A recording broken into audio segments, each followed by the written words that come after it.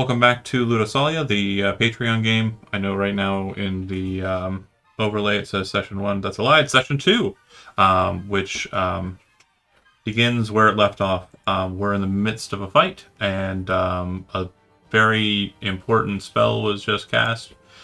So Master of Warcraft. That being said, start with the player characters first, and work through them on that casting. Okay. Since I noticed you did not write down the information as was Naughty. requested in the chat. That's fine. I understand life comes at you fast. Sorry. No worries. Sorry. Here we are. Okay. All right. So we'll start with Hadrius. Mm-hmm. He does have extra attack, right? Yes. Okay. All right. So Hadrius will attack this guy right here Okay. with his two main sword attacks. Mm-hmm.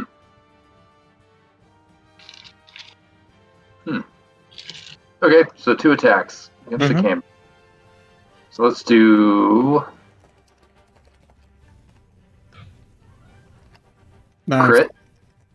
Nice. Okay. Love it. That's let me see, 4 plus It's a lot. 4 plus 11, so that's 15 plus 27. 15 plus 27 is 42 Which one? This one here? against No. the camp. The Cambion. The Cambion. Oh, okay. And Yeah. then second attack? So 14. That'll miss.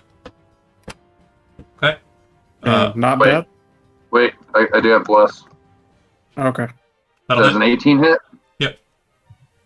So that's going to be, wow, I'm rolling shit there. Satisfactory. That'll kill him. Okay, Nice. cool. Okay. Yeah, I did Just go get the fuck bad with rolls him. out of the way, Chad. Just get the bad rolls out of the way. I'm going to go Yeah. ahead and notate Hadrius is completed. Go ahead with the next. Okay, and then we'll go with I think Araya. Is that correct? Mhm. Okay, cool. Yeah. All right. And Arya, does she have melee attacks or was she doing range attacks? She has both. All right, I'm assuming the melee is more powerful, so we're gonna attack the toad right next to her. To the left, yeah. Oh wait. No. Did you want a single or I guess one-handed? If I you rolled have- that. Yeah, it doesn't matter. It's up to you, whichever one is better. That's Yeah. fine. That'll work. Okay. You're attacking the... The toad. Okay. The stinky boy. So we're looking at 14, 18, 21. Any lay on hand, or sorry, smites here? Yeah. Oh wait.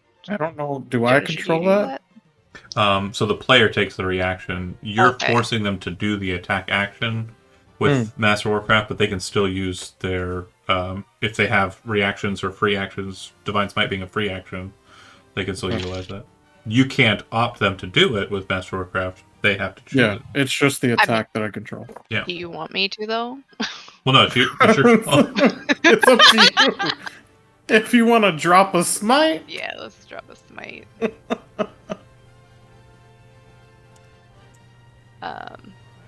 13, And then- 13. It's pretty. Does it do? Isn't there an extra D8 for fiends There should be. and undead? Yeah. There should. Yeah, you be. should have like a divine Oh. in your spell. It should be divine smite undead, and if you use it, you have to use it twice because you crit, and you can add those to numbers. Yeah, go ahead and click it again Oh. with the. I didn't. No worries. You'll have to click the Divine Smite again because you did crit. It'll double the damage, and then go ahead and roll 2d8. Just the one you already clicked. It's fine. Okay. Like Mhm. that? Yeah, and then Yeah. go ahead and roll 2d8. Or just 6. oh, yeah. And apologies if at any point during this session, I just want to make sure this is clear, so nobody. I do not want to step on anybody here. But if I am steamrolling, it sounds like I'm trying to get through the mathematics and everything, the mechanics. I again am not trying to make you feel bad. It's just this asshole cast Master Warcraft. Yeah. You're Dare good. he use your own spell? Why am I an What asshole? a dick. How dare I write spell? I'm probably gonna change it. No, No. it's so good. No. Continue. Okay. It is very alright. good. I will go with Pyrrolin. Pyrrolin. Yeah, 2 range attacks on the fucking stupid rocks over there. This one, the closest one to us, right here. Okay. Oh no. I do have Elven accuracy, so I can re-roll 1 die, correct, John? You're still invisible. Oh, okay. So just the first roll on this for that one that I... 28 will hit. Or 25 will hit. Nice. 25, Nice. and then minus 22. Oh, The dancing that was being accumulated by those ones that was still in order stops. Actually, no, sorry. That's these 3 up in the top north. Never mind. Okay, cool. The music isn't playing for me. That's I'm sorry. All right, Sounds like that's an Avran something for issue. later. That's something I'm Or not. Jonah issue, sorry. Well, you got the Avran picture in the back. Okay, and now Susanna. wait, hold What? on. go ahead. It's What? been a week. I forgot that I also had an extra attack that I could do. Yeah, if you have If you want. if you have 2 attacks, I thought Yeah. No, you only can roll do one. Is it? that No. what the extra smite was for? no, sorry. Roll a No. second attack. Roll a second attack. I'm sorry. I thought I saw a second attack from you. That's my fault. Go ahead. Do one Oh, more. that's why you had me do 2 smites? No, the smite was for the you got crit. 2 smites because you crit. Yeah, you crit. And I think I think my brain was like, okay. oh, that was 2 attacks, and then moved No, on. So it was sorry. only 1. That's on Okay, me. so That's I'm- on me. Okay. Hit him again. 18. 18 Yeah. misses, I think. No, that hits the frog. Oh, okay. Are you gonna Yeah. use another smite on this one? Why not? Okay. There you go. All right. Oh yeah. Why didn't nice. it? Did it roll? It did. Oh, okay, it just was. It adds it into the top tier. Yeah, it was really, Yeah. really bad. Okay, so he looks It's like alright. he is bleeding profusely from that. Okay, then it goes to Araya. Also, and then- roll an extra D8 because fiend. Oh, right. Me? Yeah. Yes, you. Okay. Monsieur Paladin. Alright, good. All right. All right. So I think I can make you cast a spell. Cantrip. Yeah. Okay. Yeah. Do one of your damage cantrips, Susanna. To Let us. do do it to one of these guys, the flying campions. Who looks busted? If one looks busted, I can do Toll the Dead, and that'll be really good. Oh, The okay. frog All right. Does anyone- leader is the Frog. one that's messed up. Everything else seems to be about fresh. Okay. Yeah. Hit the froggy. I need holy shit. I need what kind of save is that? Wisdom. Wisdom save. Wisdom from Fail. Lefort.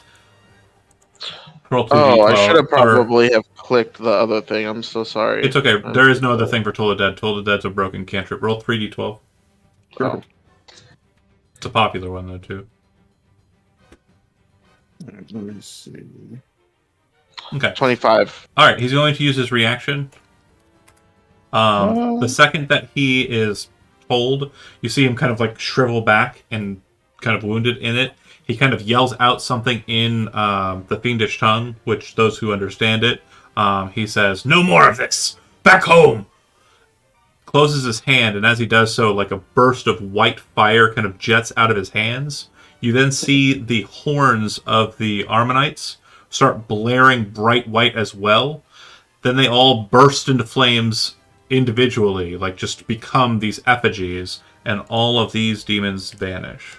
Wait, before that happens, Go ahead. was it a spell? Nope. Okay, never mind. It was a magic item effect. Ooh, fancy. Okay. I will fucking counter your spell. We are So- continuing the Master Quick Warcraft. question. So they were retreated, basically. The Ammonites were summoned by the frog creature, so they Bravo. are bound to him. Oh, And he Okay. was the leader type dude who was teleporting and being awesome. So he is Technically retreating speaking, back home. aren't they still under the effect of the Master Warcraft? Yeah, they are fighting each other on the other side. The problem is They that want. the range has been broken, so you no longer have the Oh. opportunity to give them commands. Fuck. It's okay. They're That's fine. They're gone. They're effectively Sure. dead. This one here, Sure. who is fresh, still has an action it can take, but seeing as there are no hostile enemies, it cannot attack itself. No, I know. I know. I'm gonna. I don't have Rot under the spell, but I have Donovan under the spell, right? Yeah. All right, Donovan's gonna run up and beat the bejesus out of him. Let me check something real quick.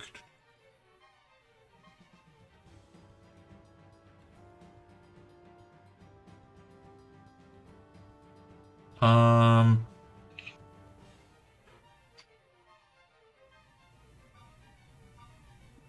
And take the attack action. Okay, cool. Stop it. Sorry, I have bad cats. 1, 2. Both of those will miss, actually. Oh, come on, Donovan. Come on. He's having a bad day. Leave him alone. Come on. All right. Okay. And that's it, right? Yep, that's it. Okay. So then that was Felia. It goes to Hadrius. He's gonna run over here. He's gonna lay into this stinky boy. Pinky boy. So let's see here. Nope. 28. I'm gonna drop a 4th level smite on him. Yes. Oh, I can hear it now. So let's roll for the damage. So that is 27 damage off the bat, and then smite. It's going to be 68, so I'll just roll 68. That's going to be another 29. Okay. Nice. Solid.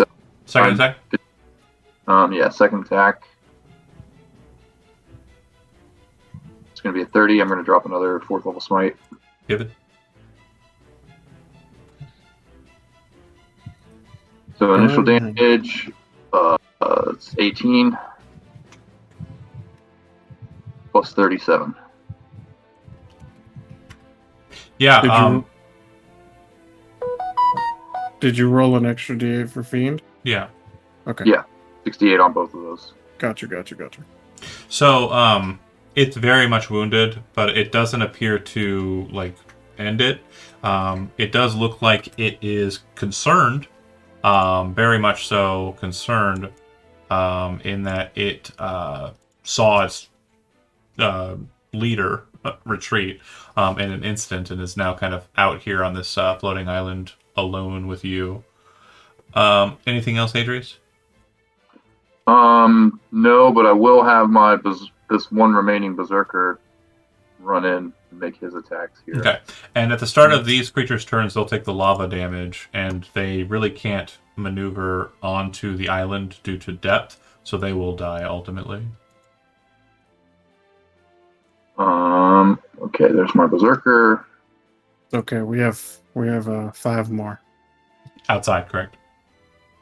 And you can have them move in too as well, if you'd like now. Oh, right. Because an opening's available, yeah. Okay, cool. So drop 5 more berserkers in here. No. They're No. up Sorry, there to the there's left. 5 up in the corner. Yeah. Oh, oops. No worries. Yeah, they are there. Yeah.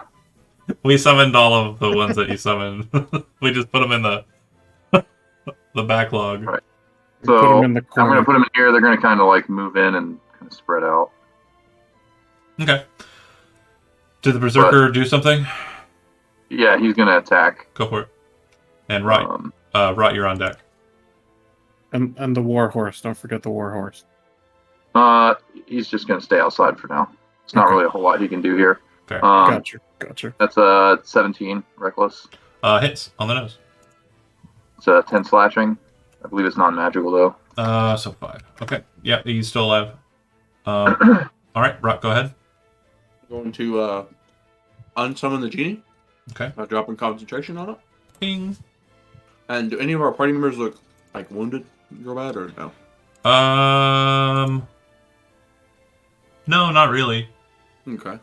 There are 2 Cambions near to you, though, that are flying and are kind of taking a look at you because you're the nearest and also based on, Gotcha. everything, a most available target.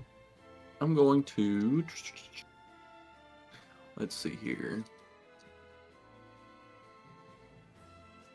Not really, Zach, by the way. You didn't miss a bunch.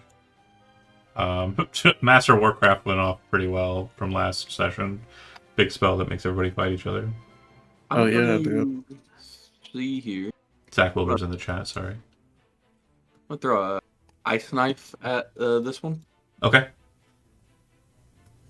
26 hit. Yeah, handedly. Oh. No worries. The other one will make its dexterity saving throw on the fly, though. That one will fail as well. And then, you said this is cold damage? The target takes 1d10 piercing damage, hit or miss, and then Oh. explodes and takes 2d6 cold damage. I guess I never missed, huh? Right. Uh, There's the d10. And so 5 piercing and 9 cold. okay. So they'll take half of the cold damage. And this one will take... Yeah, they'll both take half because they both failed. Okay. They are resistant to I'm cold going- damage. To fly. Whack. One of the funniest things about demons or fiends is they're resistant to cold and fire, and most people are like, "That doesn't make any sense. That's unfair." And I'm like, "No, they're just from hell, so like It's fair, but hell it's whack. has both." It makes sense though. Yeah. And it does. It's 100%. fair. Most It's people are like, whack. "Well, there are no snowballs in hell," and I'm like, Hit him with the. You gotta hit him with Have the you divine. read Dante's Inferno? "Come on now." It's got like a frozen core. It's basic. It's basic reading. You How dip- much higher is the area in here? It goes eternally.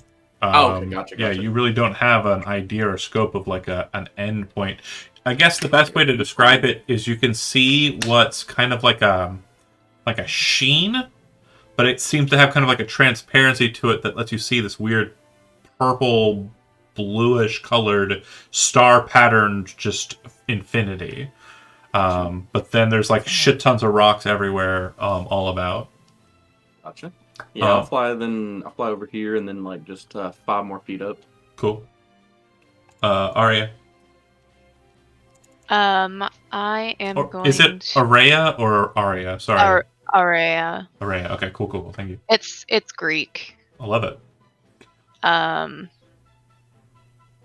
I was going to see if I can get closer. Sorry.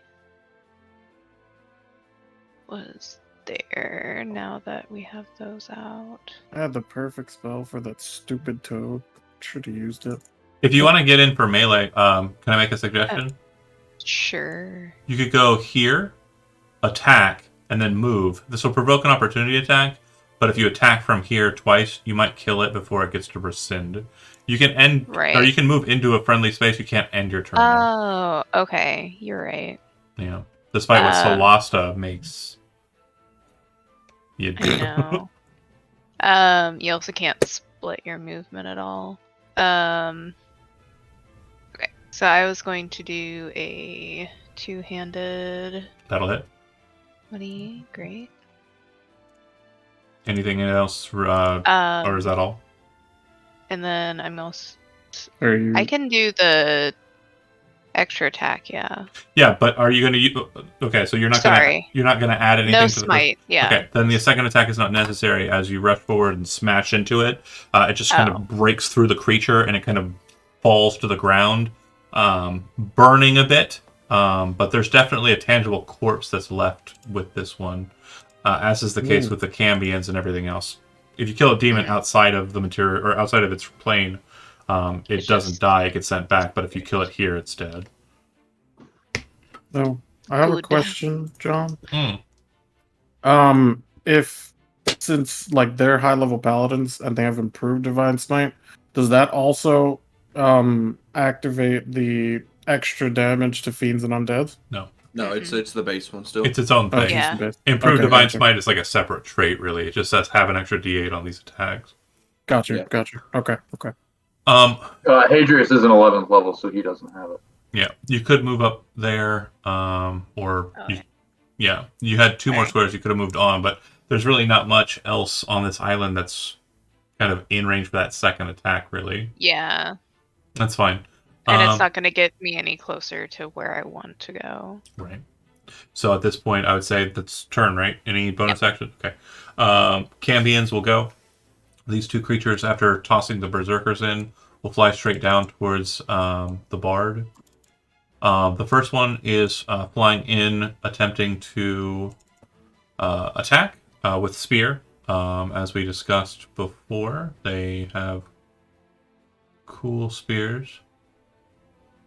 Do they though? It does. They are attacking. So 18 to hit. And Yep. 20 to hit. Okay, cool. Yep. And it's still throwing out in the open, right? Yeah. Okay, cool. So it looks like 18, 26 damage.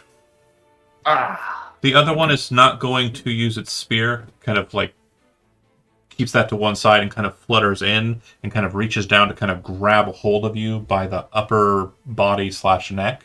Go ahead and make an either acrobatics or athletics check. Athletics or athletics? Which one is better? Both suck. 21. It's really good. So yeah, that'll fail on the first attempt. It's only attempt, actually. Okay. Okay. Cool.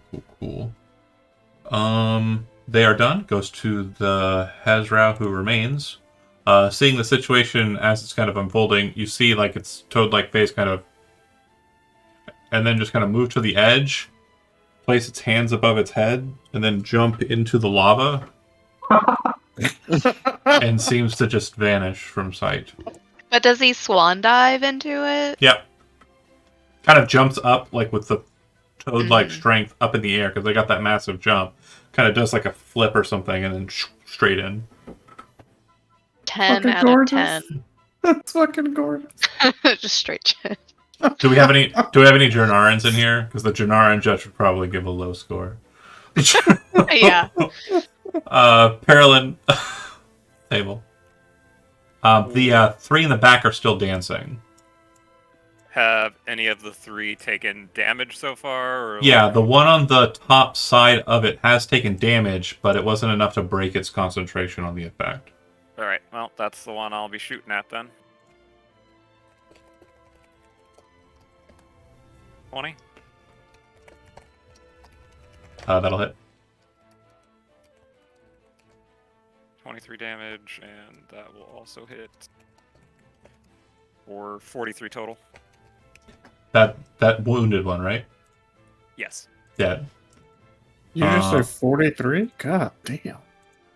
That's Flutters. a lot of damage. There's kind of this strange, kind of like almost spasm throughout the creature. Its wings then kind of shoot straight upwards and kind of like seemingly kind of break inwards, and it just kind of falls from the sky with like one of those little weird leafy seeds. You know what I'm talking about?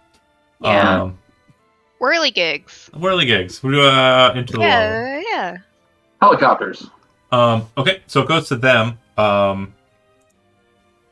Seeing the situation and not being cowards. Actually, I'm gonna make them.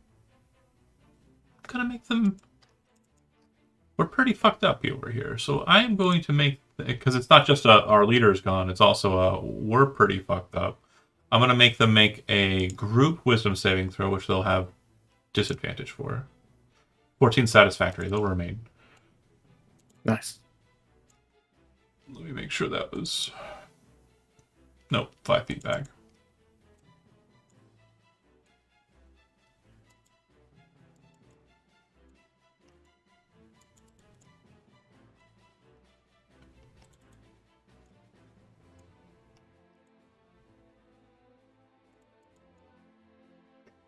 Okay, they move to there. As they're kind of moving, they're not really fluttering in a like kind of straight pattern. They're not on the same level. They're kind of gradiating as they're kind of moving. So you're seeing them kind of like move above or below each other. And as they're all moving, they all kind of relinquish the same kind of scream as they're kind of getting closer. It doesn't really do anything at this point. But it definitely sounds like it's a very horrific scream to be sure. They'll also, the thing I'm kind of gesturing towards with their gesticulations is that they're taking the dodge action. Dr. Donna goes to Donovan, who will 15 and 15. As he jumps, and lands underneath them because they're about 20 feet off the ground. He will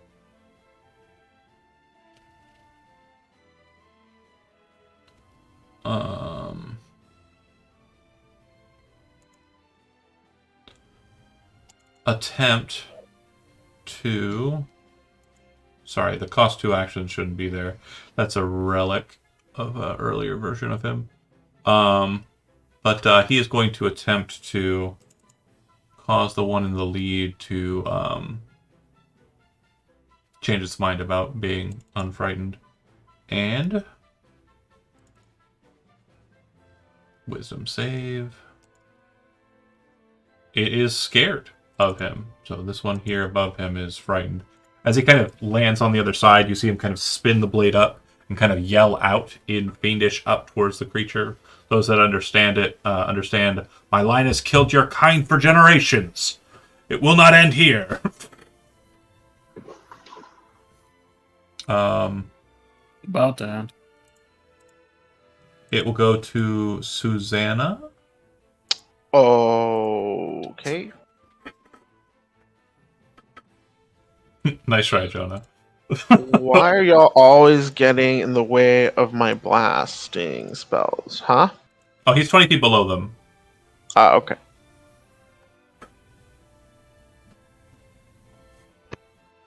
Yeah, okay. So we will do... So my DC, I don't know why, it's coming in all fucky. I believe it should be a 23. Not a 28. Okay. Or whatever the fuck is going to come up. I don't even know. Okay, so we'll do this. And it'll be... We'll say that it bursts out from here so we can kind of get everyone. All 4 of these douchebags. Okay. And the 2 little dudes on the rock. And the little dudes. If They're we can get the really little just dudes. minding their own business. But yeah, go. Fuck them. Okay. So I need a con save. Yeah, that's probably not going to happen. But let's go ahead and see what goes. 1, 2, They're 3, demons. 4, 5. It's 150 per. What's the? Oh, hold on. Show description. 60-foot radius. So that will actually get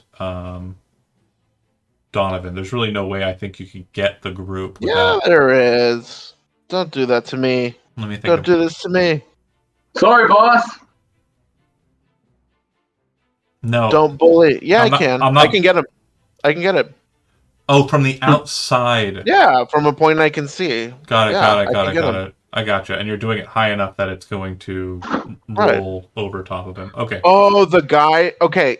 Yeah, you think I can... Okay. So I would... Yes. It would make sense not to get him, but if you want to give it to me, I'll take him. No. He's your friend. So.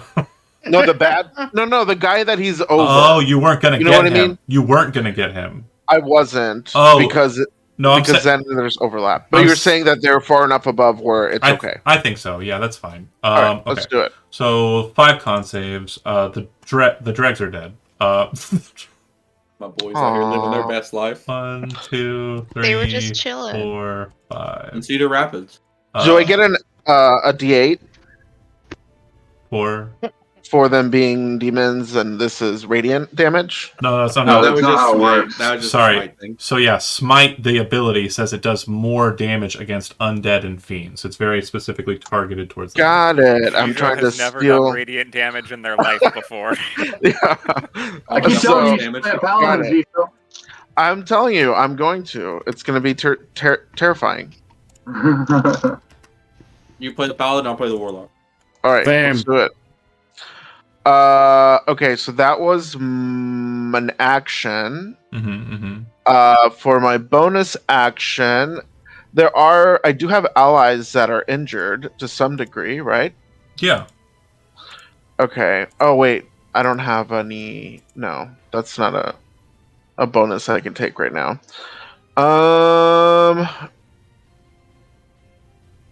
Okay, I think that'll be my turn. Cool. Philia? Felia will cast Wanderer's Foolish Dance on this one, or the one that was grabbing me, whichever one was trying to grab me. Okay.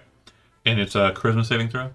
Yeah, not 18. I think it's 19. Yeah, 19. All right. They're good. Damn. Okay. Well, Felia's just gonna run away. She'll take the opportunity attacks. Okay. They will both swing with spears. Two-handers. Bam, bam. Okay. One will hit, one will miss. One Alright. hits will do 14. Okay. All right. Hadrius? How high up are these guys? About 20 feet. 30. Okay. I would Are say. they in such a straight line that if I were to draw a straight line through them, I could lightning bolt them? No. They're kind of at different elevations. I would say no. I'd say you could probably get two, though, easily. You can draw a line between 2 points, no problem. And you said they're 20 feet above. So basically, if I was like standing right here, I wouldn't be able to reach them. I would say if you were standing like right on the edge, you could probably hit this one with your weapon. Yeah, well, let's do that. I'm going to bonus action Misty Step over here. Also, don't forget to mark these two for dead. Yeah. So he kind of takes like a running leap, and then as he like leaps off the ground, he disappears and reappears right about there, and kind of like skids to a stop and turns around, Very attacks cool. this rock right here. That's a pro gamer move. Oh yeah, because he's big. What? And What? He's bigger. He's Yeah, not. he's big. He's There's not another our crit. size. Eat big boy. No, I said that's a Yeah. pro gamer move. What did you think I said? 5, No, I didn't hear you. Oh. 13. So that's 18. 18 plus 21. Okay. That is. 18 plus 21 on the first attack. Anything else?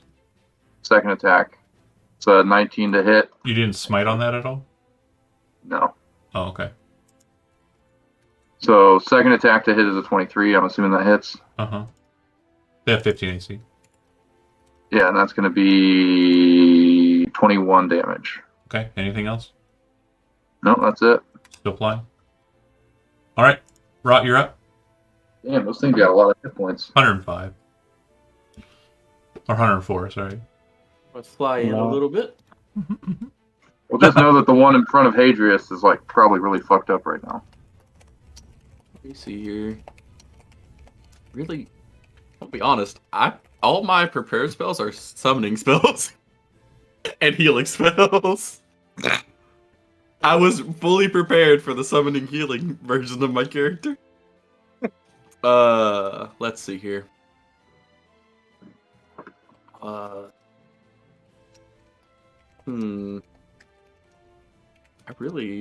really just guess I'm gonna hit him with a ice knife.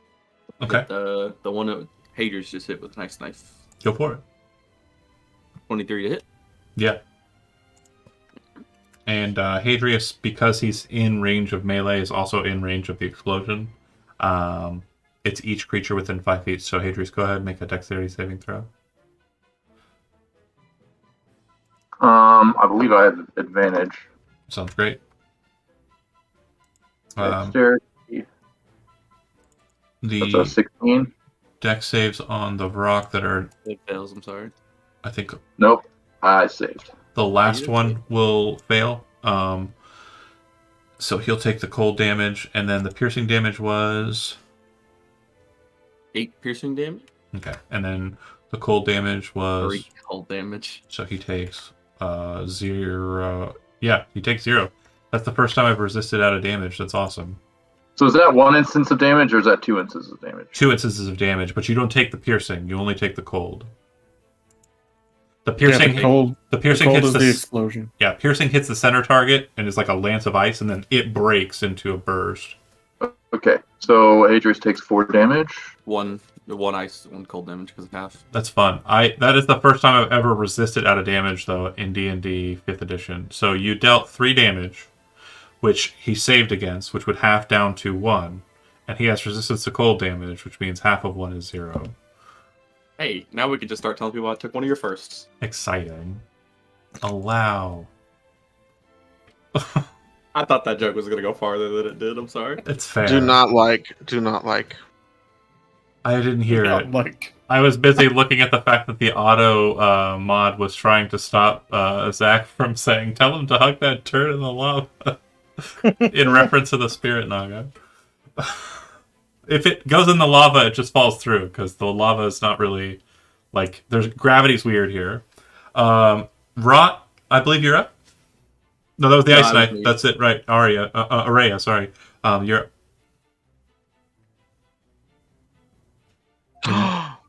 Hostile message blocked. I Oh, think- sorry. I think you're muted. hostile message block. I was just saying I was gonna move here. Oh, okay. And what I'm sorry. is it, Zach? Yeah, it's like he said, "What a disappointing liquid." In reference to the lava. Oh no. Just a great sentence. Yeah. I realized that I did not set up something on my character sheet, so I'm just gonna take a ready in action to swing if they get closer. I doubt Absolutely. they will. But Okay. The Cambions moved to continually harangue the casters here in the back line. They're actually going to move flight-wise up towards Susanna. That being the case, why is my brain not working? Perilyn, you do have an opportunity to attack with an opportunity attack, but you do not have to take it. Susanna looks at them like disgusting. I can take a ranged opportunity attack. No. You'd have to use a Okay. melee attack, but I don't have a melee weapon okay, cool. out ready, so So similar story to the attacks on Velia here, Susanna. The first one is going to lance with spears. Bam, bam. 23 probably hits, right? Yeah. 5 piercing and 1 fire. And then the other one is going to attempt to grab a hold of you. I don't like This this. will be you rolling a either acrobatics or athletics, your choice. Acrobatics or athletics. Mhm. Great. And it crit on you too.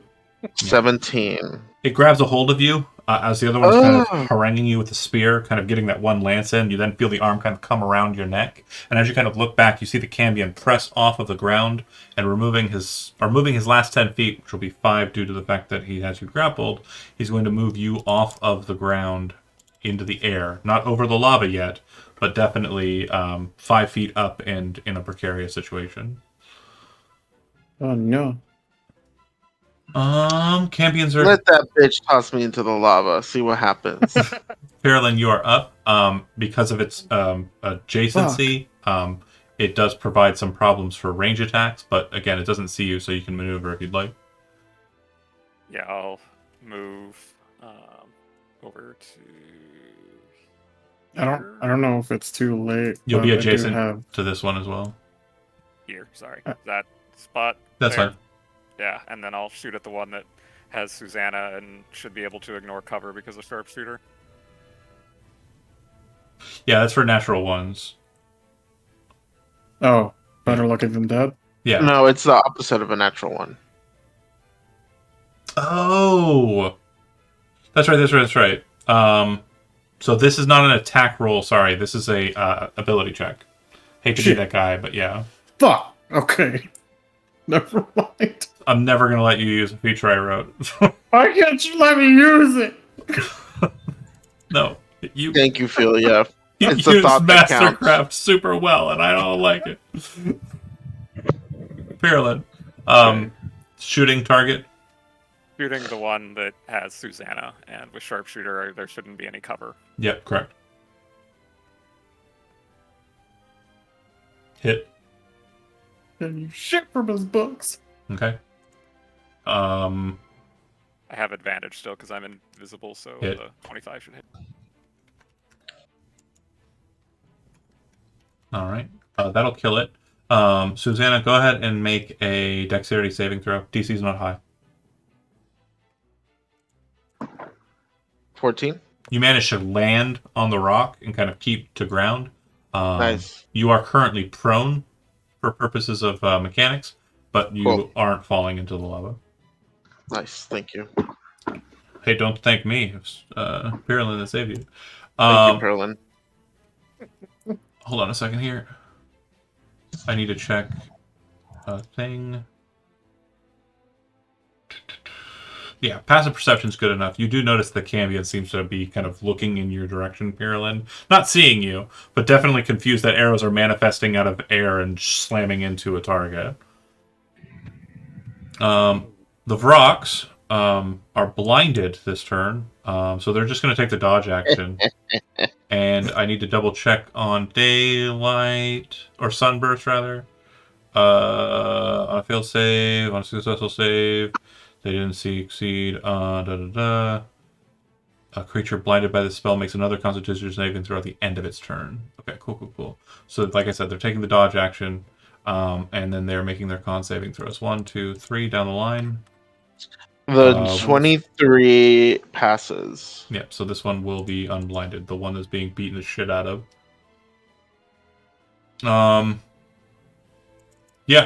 Brock is done. Goes to Donovan. Yep.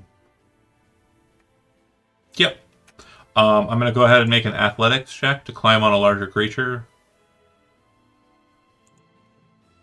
I succeed. You watch the giant friend kind of jump onto the falling dead body of the Brock and kind of bounce off of it, do a sideways flip, and land on Hadrius' shoulder, kind of extracting Rescaro from his sheath and then whipping it across as he's on top of Hadrius at the one whose eyes just became kind of opened. Please hit. Be cool. Yay! Also, yes. First one will kill, and then his second attack he'll lean into his... Oh, wrong guy. He'll continue his jump onto the other side, slashing in air at this one. He had advantage on that attack, so it hits, and does 25. He's so cool. And then again, as I noted last session, Red Screw's fire damage seems to ignore resistances and immunities. All right, We like that. Donovan's done. It'll go to Susanna. I guess I feel like this is getting kind of redundant, but again, are any of my allies here, or here injured? Do they look? Felia's busted? wounded. Felia's wounded. Only person you can see in that kind of Belia area. looks wounded. Okay, Yeah, you have no idea where Parolin is. I but don't. Since you've I worked don't. together as a team for a while, that's usually the case. Okay. This is very much her modus operandi. All right, Felia. Let me get you a bonus action. This is appreciated. 15 back. Cool. Okay. What level was that? I don't know. Why did I not remember that? Okay, 1, 2, 3, 4, It was 5. 5. Thank you. Mhm. And then for my action, I'm going to use a meta point to make this a twinned and we'll do. Are any of these enemies near me injured? Is he injured? Yeah, very much so. Yeah. Okay, so toll the dead. Oh wait, no, I can't do that. Never mind. Why not? Forget the meta. Let's toll the dead Why not? because it has to be an attack, doesn't it? No. Twin spell. Oh, okay, just cool. you cast it against 2 targets instead of 1 creature. Oh, right. Okay, yes. Okay, so we'll do that. 60 feet. Yep. So I'm gonna throw 2 saves. Go ahead and Hold on, I gotta move. Move. I thought it was Yeah, You 90. no. can't.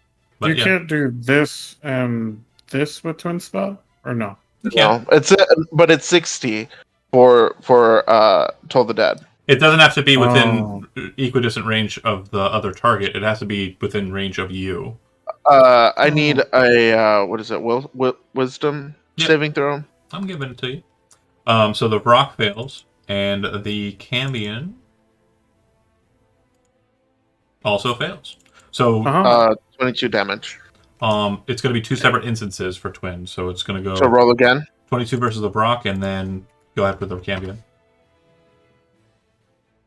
Sorry, 21. I wouldn't have cared as much if Zach wasn't watching. He plays a sorcerer on Sundays, and every time he twins, I force him to cast twice. So, Okay. I don't mind.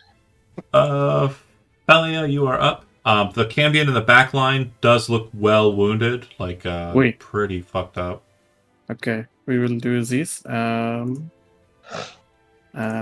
will cast the sharp note. Okay, 20 hit on the damage. champion. Damn, 5. Shit. No. Oh, whoa! I was gonna say that can't be right, but no, it is. If you look at the math, Right. Yep, that's right. it's really just pathetic. It Okay. is. Anything else? I'm so sorry, Jonah. Bardic Inspiration is a Bonus action, correct. Okay. thank 60 God. feet is the range on that one, so you could throw it to just about everyone. And I think sight is a prerequisite for Bardic. So Okay. you can't do it to Pyrrlin, but everyone else. She doesn't need it. Gotcha. I'm gonna give it to Susanna just in case. Is Tom cosplaying right now? Like, I can't see him in his screen. Ha! He is. Yes. Fair. Okay. You get a D12, Susanna. Hadrius. Thank Are you. those Appreciate Brocks it. within 15 feet of me? Yeah, you can reach up and attack them. Okay. I'm going to twin spell lightning lure, Oh, okay, cool. which I believe is that's just 1 point because it's a cantrip. Nice. Yep. It's strength saving throw. Okay, cool. So that's DC 18 strength. They both failed.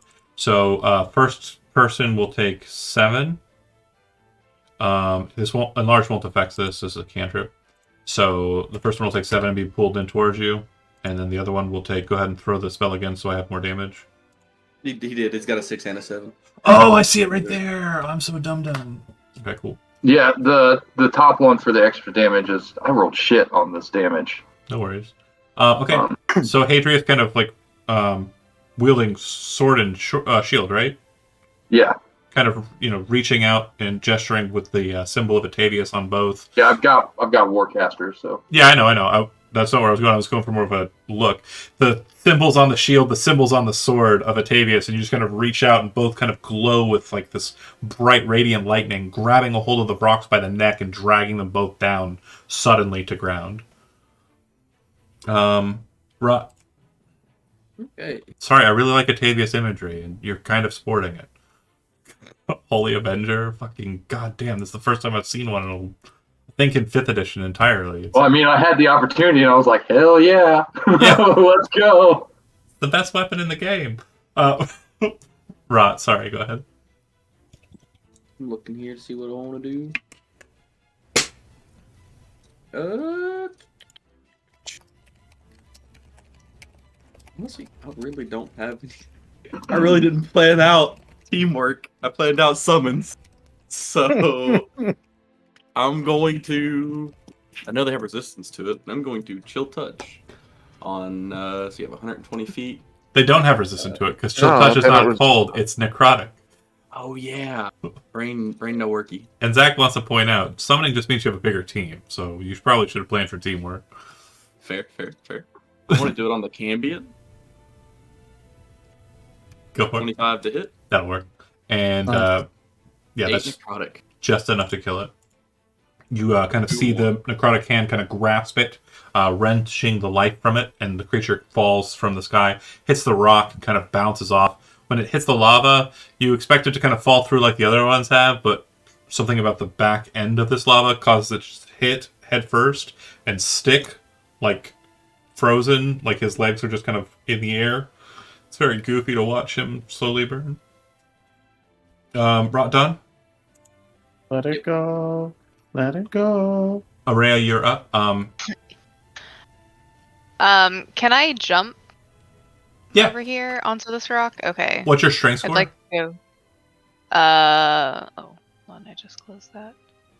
I have a 21. Yeah. So if you have a running start, which is about 20 feet, which is fine, kind of where you're at, I would say that you could kind of hit the line and move 20 feet after that in air. So yeah, you can certainly jump Okay, great. onto rock corpses. Yeah, like I was thinking right there. Splash. Ah! And then that takes me 25. Okay.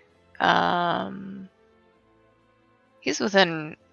If I move here, he's within swinging range. Or no, he's 20 feet up. You said. No, he's now adjacent to Hadria. So yeah, Oh right, because Lightning Lord, both of them. Oh, we got both of them. Yeah, Sorry, he I thought twinned I it. only got one.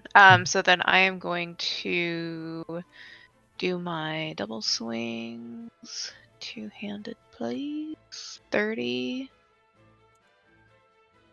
And no smite on that, so it's. I can't do math. 21. 21, yeah. And that will kill it. then- Great. And then I will end there. 15, 20, 25, 30. You moved 30. You don't have any more movement, right? Correct. Okay. Yeah. Cool. So I'd end there. Absolutely good. It goes to the Cambions, which are all dead, so I'll go ahead and delete that from there. And then Pearlin, there's one Vrock left. It doesn't matter because you don't care about cover, but it's within sight. If you want to take 2 shots and kill it, I'll go ahead and slow off the music. God damn. Fucking get it, man. I'm not even going to do math, buddy. That's solid. I'm not even gonna I mean, I'm notoriously bad at it, so it's probably just better we agree that Carry the one. It's fucking dead. it's as you murder the last rock and the kind of conflict ends, the adrenaline rush of the conflict doesn't immediately flee. It doesn't seem to kind of drop away from you. There's definitely a kind of ire that's built up inside of you during the course of this conflict. And you feel like you're kind of grasping at your weapons a bit tighter. And you feel like, wrath has kind of built up inside of you during the conflict, which is only natural. You're in the wrath, or you're in the hell of wrath. So that feels right. As you kind of look around the area and the bodies of the creatures, you would see that Donovan is kind of moving towards the Dretches specifically, and kind of looking them over. But in the immediate aftermath of the conflict, I just want to make sure everyone has an opportunity to kind of discuss and talk. Donovan is present if you want to talk to him directly, but if you also want to talk amongst yourselves, that's cool as well. Question: the toad that we did kill, the one with the body, the toads have anything on them that I could collect that might, just be like a material that we can't find out there that I could probably use to study and maybe So I'll let you know that when it comes to parts of demons utilized for study, that's typically done by members of the Inquisition directly. Okay, gotcha. And so members of the church that are present or people who are adherents of the Atavian church might take umbrage with you kind of cutting up demons and taking parts of them, and you would know that. Most of the parts that are in there, anyways, are pretty well documented, and you would know that the only thing that would be worth anything to someone like you, although unlike you because you're not evil, would be the demon's heart, Gotcha. utilized in certain spellcraft. Gotcha. Well, since my character doesn't know anything about it, he's gonna go and just kind of stare at this Naga. Okay. Yeah, it's definitely not supposed to be here, but there is a spirit Naga that's just hanging out in the center of the island that you came in on. Looks like it has been kind of ripped apart, but it seems to be kind of reforming very slowly into its whole self. Hadrius is going to kind of make his way over here with Donovan. Okay. So he's kind of standing next to Donovan, like his 10-foot tall self, Yeah, just kind of looking out over the abyss. and I hope you don't mind me taking the liberty to use you as a vaulting pose, but in the Saga game, Donovan was seen riding on giants, so I saw the opportunity and I had to go with it. He does appear to be kind of inspecting the dretch pretty thoroughly. Belly's just kicking the champions like, how dare you? The Cambions do actually have items left over, though. They aren't... Yeah, Donovan's there. Zach. Yeah, my berserkers are kind of teaming up to grab this dead toad guy and roll him over the edge. Okay. I think can Susanna take a moment to use a scroll on herself or two? You do whatever you like, yeah. And sprout wings. He will say to Donovan, "My lord, are you hurt?" Oh. Not at all. Thank you for the concern. Are any of these other two individuals who are joining us, are any of them hurt? Well, Pearland's probably still not even visible. I'll head over to where Donovan is at No, and it's been about reappear. It's been about a minute anyways, yeah. Since if he's studying the demons, I may have some knowledge Yeah. that might be useful. But is everybody good on hit points? I need to regain some, but I brought a couple of scrolls to help me. Yeah. Pop up. I am because You of don't need rolls. I have 10 potions of healing. That's interesting. Didn't know you could do that. Basically, if you select your hit points and then scroll up or down, it'll Yep. raise or lower them. So I am going to use, I guess, 7 points of lay on hands to bring myself back up to my Another 200. fun fact, and just to give you another cool hot key kind of thing. If you select your token and then select your hit point total, it'll highlight the total, and if you type on your number pad subtract the number that you take and then hit enter, it'll do the math for you. Yeah, it's pretty great.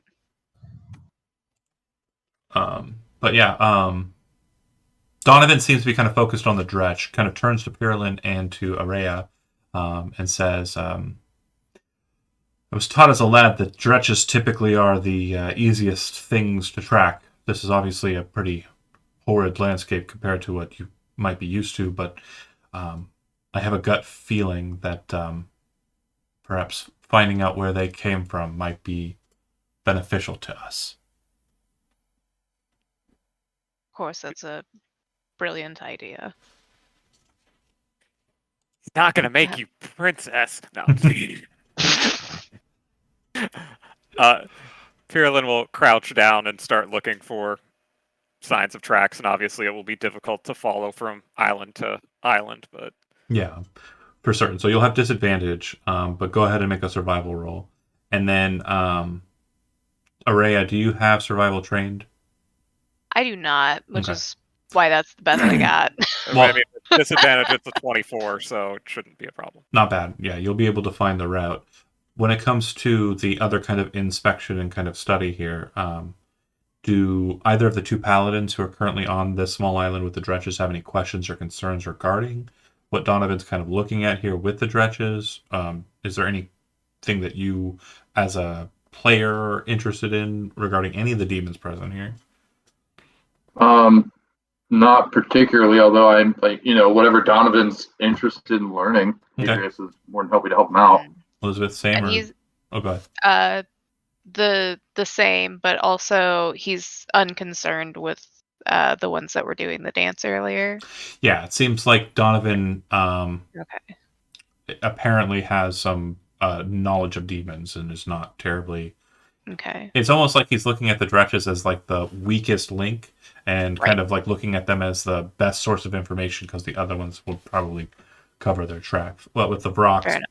not having any, and Yeah. the Hezrou Just being able to jump at such Yeah. distances, it might as well be played. And Cambion's flying as well. Fair enough. Okay, so Suzanne, I saw you kind of snap over here. Just want to make sure if there's any questions that you have regarding Are there any survivors?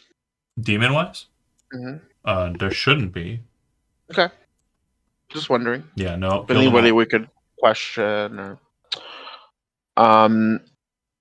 so is there I guess Susanna is studied in the arcane and in the religious.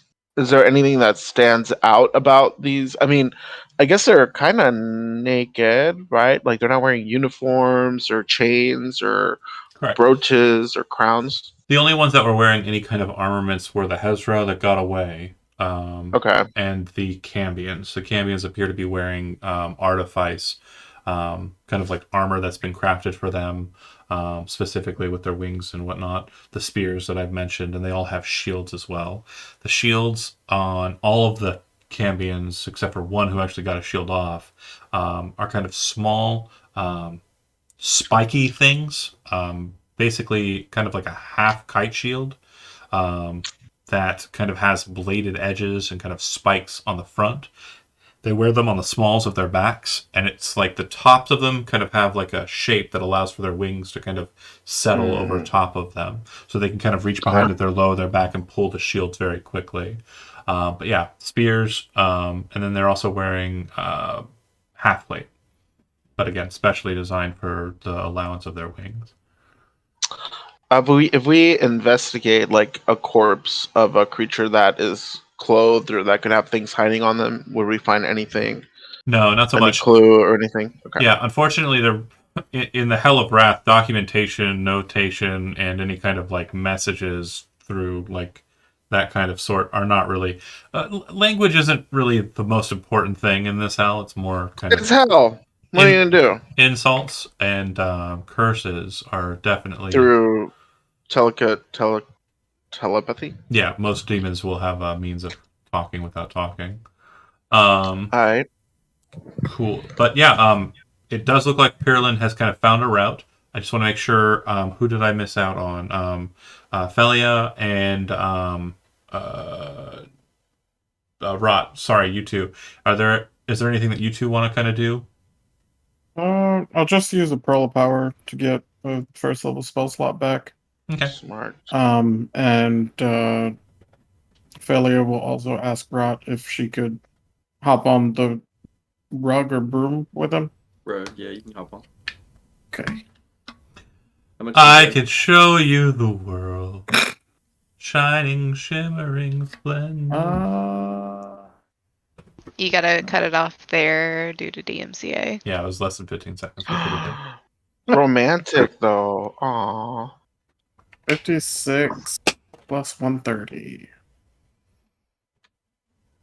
Okay, so. Okay, that should be with my weight and your weight. Would make it 186. Okay, Yeah, Hadrius so- just kind of watches you like drift by on your rug, and for a moment he's like, he regrets being as big as he is. Holy shit. Wait a minute. Hold on. You're flying a magic carpet through a fiery, lava-filled hellscape. It's Aladdin. We're just playing Aladdin. It's Aladdin. I played it on the Super Nintendo. That shit was rad. I'm just checking. We still have Aladdin, owned by Disney. Mm-hmm, mm-hmm. We can play over here real fast. We have to make that specific because we don't own. What is rolling It's 56 Twitch. plus 130? Well, I'm sorry. What was that? What is Huh? rolling No. 56 plus 130. They were adding was ages. just- Yeah. We were They adding wanted to eight use it for together. the math, the Yeah. equation. That's hilarious. Yeah. Good use. I'm not good at math, so No, absolutely. I use. I typically have a calculator up on my desktop when I'm playing D&D. We also when we play have a Zach, which is amazing. Yeah, Sure. also Zach is really good at math. But that said, the tracks are found. Do you want to do anything before you rush off, or do you wish to continue the quest inward? Hadrius is very much a yes man. Okay. So it's whatever Donovan wants to do. Donovan is very much a actor's director. He's not going to kind of like force march you through hell. So if the group needs to take a rest to reaccumulate like resources of any kind, be it spells or class features, he's very much keen on the idea of you kind of being rested. But he doesn't. You don't think he's really in it for like a long rest. Yeah, just I'm like a good. short rest. Yeah, I am gonna down a healing potion though. That's just a regular potion's a 2d4 plus 2. Yep. Yeah, So raise your hand if you want a long rest. 8. The what? Raise your hand if you want a long rest or short rest. Short rest. I said the long. I meant short. Yeah. We got 1 for short rest. Okay, so no short rest. You continue onwards. As you continue into the hellscape, up ahead, you see what appears to be a very massive, just amalgam of these small islands. Looks like many of them kind of like butted up against it, like ships kind of connecting. And it looks like there are lashes that have been thrown from one rock to the other. The largest rock, the center rock, appears to be the one that's dragged the other ones in and held on to them.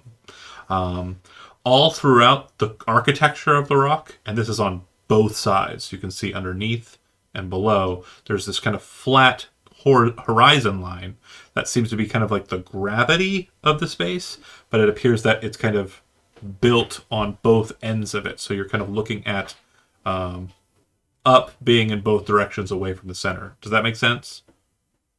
Yeah. Okay. All throughout the rock of it, though, you can see carvings. Some of them are very ornate, but it looks like they have damage to them. And I guess the best way to kind of structurally imagine it is kind of like the facade of Petra, like very ornate, kind of old styling with colonnades and columns. Very cool, but very damaged. It looks like there's like kind of an old structure there that's been kind of beaten up quite a bit, and that's on the main structure, not the smaller ones. You also see what appear to be similar to Mount Rushmore, carvings of faces. However, all of these faces appear to be goblins, which is very strange in hell. I need to check something real quick. No worries. Goblins, you say? Why is that Um, strange in hell? Goblins aren't typically natives of the hells. Oh. Okay. But if you Yeah, have I know where this is going. if you have religion trained, you can definitely. I sure do. And if you have history, Oh, no, history won't matter. Religion is important. fuck, I don't have religion. 22? 22 Yes. is I got an sufficient. 18. So you're familiar with some of the notable locations inside of the hells. And Jehonam, which is the hell you're currently in, you would have probably done some studying up.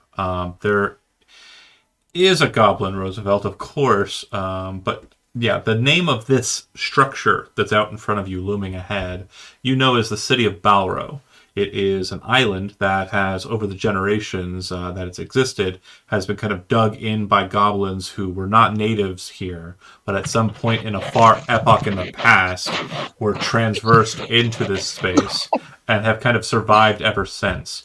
The goblins that have kind of been generated after that point, some of them are dretches that have been kind of manipulated into demonhood, but the stronger of them have maintained their goblin stature and are known as Jehonam goblins. And they're a very rare breed in the material plane, but more common specifically here in Jehonam. So about how long is the journey here? I'll go ahead and read the blurb I have in the wiki specifically. A few hours, actually. But Okay, so all my berserkers are gone. My largeness has worn off. yeah. So the city of Balro is a small island that has, over the generations it has existed, dug itself into the core of the island and created a city of many goblins. Of all the islands and all the creatures in Jehonum, Balro is the only island that has creatures that fight entirely defensively. The denizens of this city are extremely cannibalistic as well and devour any creatures foolish enough to enter their tunnels and use the material of other islands that engage their island. At the center of the city, as you know it, is an ancient great club formed of demonic stone that has been possessed by the souls of those that die around it. These souls fight among themselves inside of the club, and only the most insane creatures would willingly take up this weapon and be subjected to the madness that lies within it. That But sounds like a me item if I was playing a paladin. Well, I love it. This Yep. this could be the most ultimate merger of the paladin dork kids. Chad ran a game that Jonah played in, and Brent gets a hold of the item. Just pass them the torch. Anyway, Just cursed. this massive Just a whole cursed situation. this massive Yeah, this structure whole city is looms. It's great. just like I imagined it's. You said the island's built out of the bones of the things they eat. No. It's made out of stone. They use the other islands that they kind of like run into that try to engage them and raid them and build their island up out of it. So you can actually see parts where there's like other islands, other motes of earth that have been kind of caught with ropes and pulled against the island. And they're basically using the stonework from other islands, the parts that they like, and keeping them. And they're effectively quarrying the already Goblins. built ones into stuff that they want to make, like the goblin heads. I have a lot of questions that Sure. I don't want the answer to, so You could ask them, and then I could not answer them. I can't. They're in my head. Nope, you can We need ask to move them and on. you can answer them for the benefit of everybody else. Okay. Do it. I don't know. Okay, this is really fucked up. I'm gonna do it. Do they poop and sleep in the same place? I have to ask. We will find out once we get into that space. However, at the Okay. current time, I need to ask one question, one simple question. And that question was not for no reason. Right. For anyone that's watching. There is no short rest at current. Gotta watch it. That was something that you had Right. stated. I do want to make sure, is there anyone that wants to use the ability of the rings to switch? Nope. Okay. Not yet. That being said, we'll go ahead and move ourselves to the overland map. We're going on the island.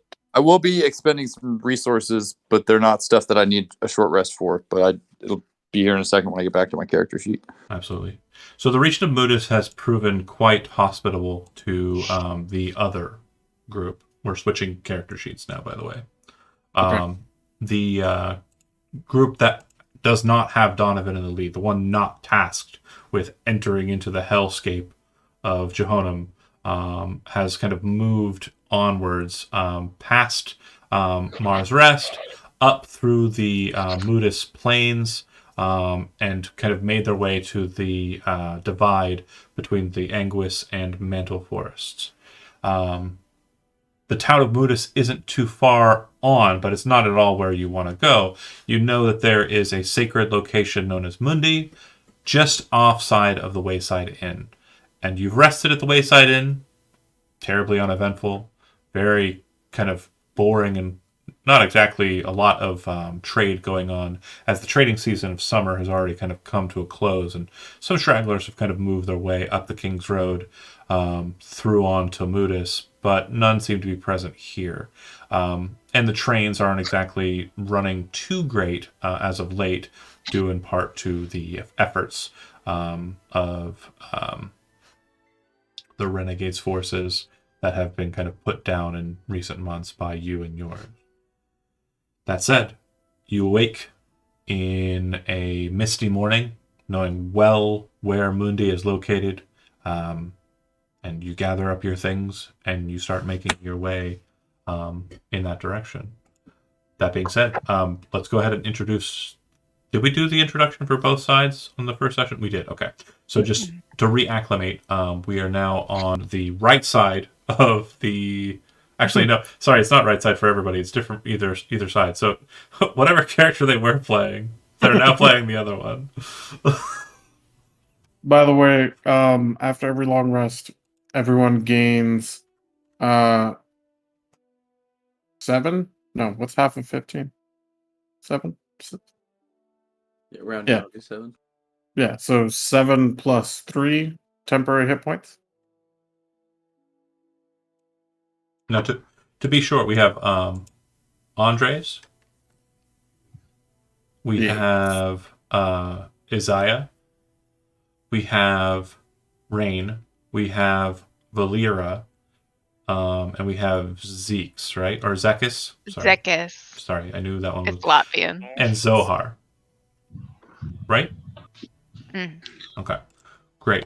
So, you as a lot make your way towards where you know Mundi is located. I just want to make sure if there's anything like role-playing wise or anything you want to engage with, absolutely feel free.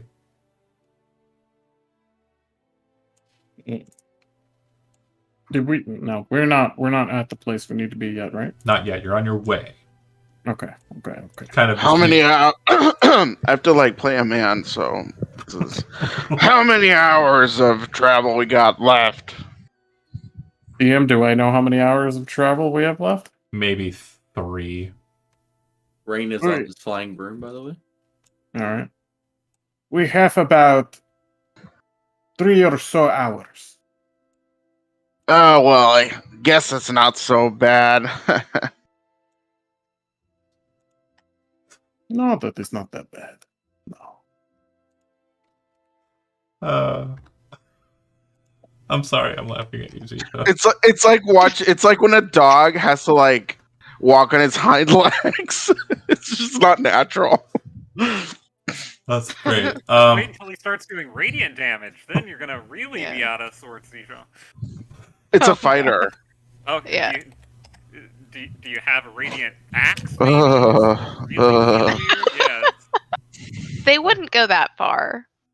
Let's see. So, if no other interactions or anything, you'll notice that again it's a bit misty, but eventually you do come to the place where Mundi is. Mundi appears to be an old structure, very much in the style of Elvish construction, which in its own right is kind of a rarity. As not many of these kind of ruins are kind of out in the open like this. Most are kind of lost within the old forests, the old growth forests. Excuse me. Bless you. You. Was definitely powerful. The building itself does appear to have an entrance, but the entrance has like a strange discoloration to it, like an energy field that's kind of present inside of the doorway. It's a soft, silvery kind of light that kind of occasionally glistens gold. You can't really see much inside of the space. There do appear to be windows and the like, but there really isn't much towards the site therein. Just the door. And the structure besides does look like it's in quite a bit of disrepair. It'd have to be old if it's an elven built structure. But that said, you stand here at this entranceway, knowing well that this is the divine prison. Have Rain's gonna Witcher's get side. off his broom and put it in his bag of holding. Have Witcher's side if that ever comes in, handy. there is way too much of this kind of weird shit on this plane. Indeed. Vine prisons. At Ugh. least we will be keeping all of the things in and not, having them come out. I thought we were supposed to let some of them out. Wasn't that the whole point? Or we can kill them. I think we were given the order of just freeing up space. I don't think there was really a specific way to do it. But If killing they're would be the reformed easiest enough, way. we can let them go. Come on. Didn't they kill the warden Reformed? there, though? That's why we couldn't do anything with them? I don't What really was think that? they're reformed if they've killed the warden and you can't do anything with them. See, that does not sound reformed to me. Not everyone is guilty. We will I see. mean, We will see. yeah. Okay, let us go in. Is everyone ready? Yeah. Always. Good job taking the lead, by the way, Jonah, because you are the party leader. I guess. That's what you voted on, everybody. You got this, Jonah. You got this. Okay. If you step to the portal, you'll notice that you can kind of see past it as you get closer to it. And you can see what looks like a grand throne room beyond. But it's very much kind of not brightly denoted up until the point where you step through. And stepping through for you, you initially expect there to be some resistance due to the opaque nature of the light. But there isn't. There doesn't appear to be any kind of resistance whatsoever. It allows you entry without issue. Upon entering in, and just again moving to the space so Ooh, that you are visually seeing it, this is not good. you would see that this throne room appears to be covered with stains of blood.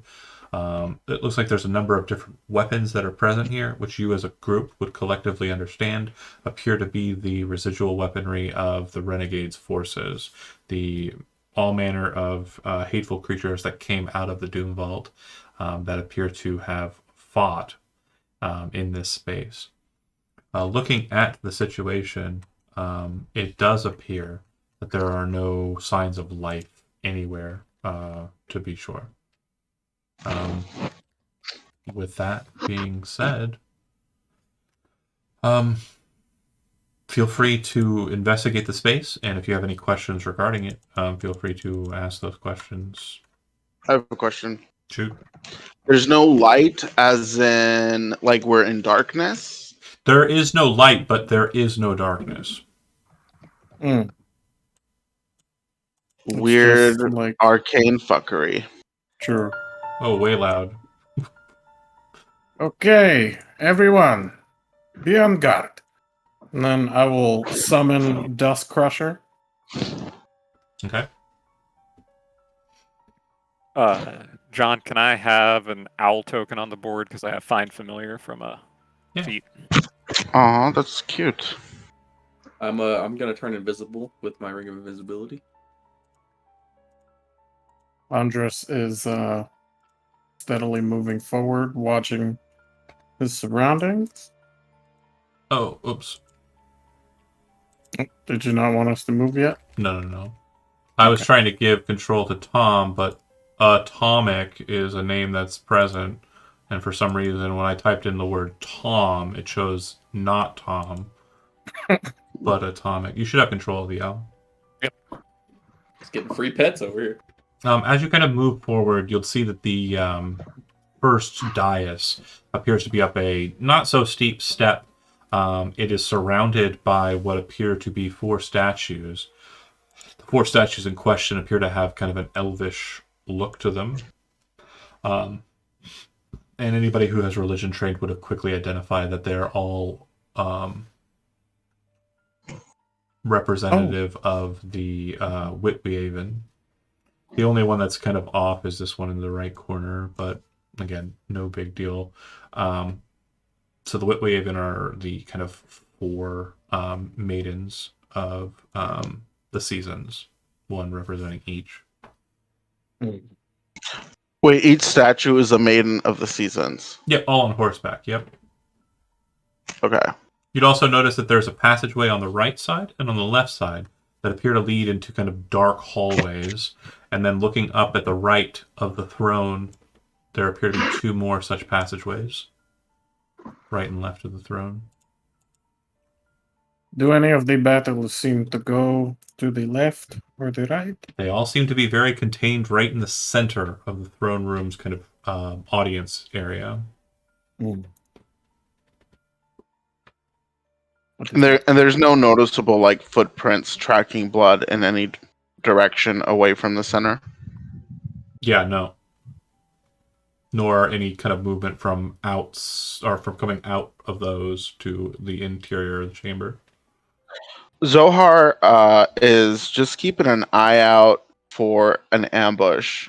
This is like a great moment to get totally ambushed. So he's looking around, looking behind statues, underneath like this gold stuff. Like, is anyone hiding? Got you. Yeah, no, there does not appear to be. I mean, the ceiling is pretty high up. It's about 50 feet up. There's the massive glass window, which kind of on inspection of the exterior didn't allow for sight in, and very much the same here. It doesn't appear to allow for sight out. But what you can tell is it very much doesn't appear to be looking out in the material sense. And if you are trained in Arcana, you would know that the second you walked through the door, you exited the material plane and entered into an extra dimensional pocket. So who was the one with the familiar? Me. No, but what is your character name? Isaiah. Isaiah. Okay. Isaiah, could you send your owl down this way? Of course. Okay, so the second the creature kind of moves into the dark space, there's this effect of shadow warping. You see the hall kind of grow in length to an extreme amount, but in this kind of shift, this kind of depth change, you'll note that the owl does likewise. It kind of has this strange kind of like spaghettification warp. The familiar disappears beyond sight. You would not, unless Find Familiar allows you to maintain any kind of connection with the creature on different planes, you would have no idea whether or not the creature was even still alive. Okay. Shit. I'm sorry for that. My bad. Happens. I'm sorry? Happens. What familiars are So, for, right? What exactly happened? It looked weird. What happened to it? I don't The, understand. I don't either. That is a form of teleportation. Yeah, I'm assuming Valera would be kind of aware of what's happening because Valera tends to travel between the material realm and the Feywild quite often. Yeah, absolutely fine. Yeah, it wouldn't be beyond even just guessing that, yeah, it does appear to be some sort of shift in physical position. Zekis, it does look like you were heading up the dais to the throne. Is that accurate? Yeah. Okay. As Getting you're, a better vantage point too. as you're kind of walking up, you kind of stop for a second, and as they're kind of having this conversation regarding the spaghettification of the owl, you see that there's like an outline of a person sitting in the throne. The best way to describe it is it's like those old timey like photographs of like ghosts. Yeah. It's very much just kind of like a lingering shade of a thing. Valera immediately just knocks an arrow and shoots it. You don't see it. Yeah. Oh, It's only me because I'm up there. Anyone else see this thing? I mean, Valera's right there. If you kind of make your way up the stairs, yeah, you would see that there's some kind of weird shade kind of sitting in the chair. Now Valera shoots it. Cool. You hit a chair with an arrow. Okay, that's what I thought would happen, but I had to be sure.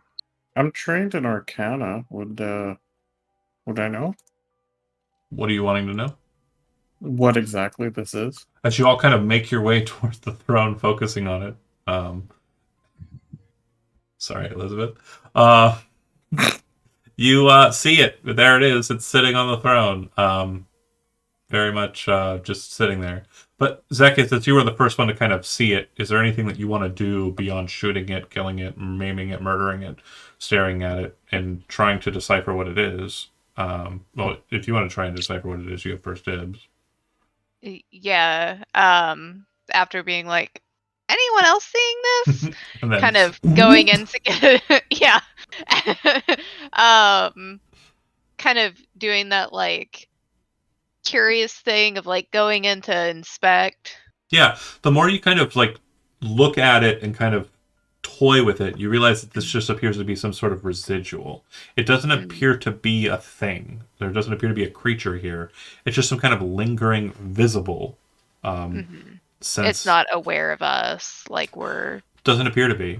Do you sit in the throne at all? I don't think so. Okay. That doesn't seem like. So it's like more people make their way up here and start kind of inspecting the throne and Maybe stuff. just like Valera- waving my hand through it. Sorry. No, you're good. Valera's just going to hop over the rail and sort of start making her way around the room, kind of checking any spots where she thinks people might be hiding. She's basically making sure the room is indeed empty. Okay. It's completely empty, the room. Speak with Dead needs a corpse, right? Yeah. Okay.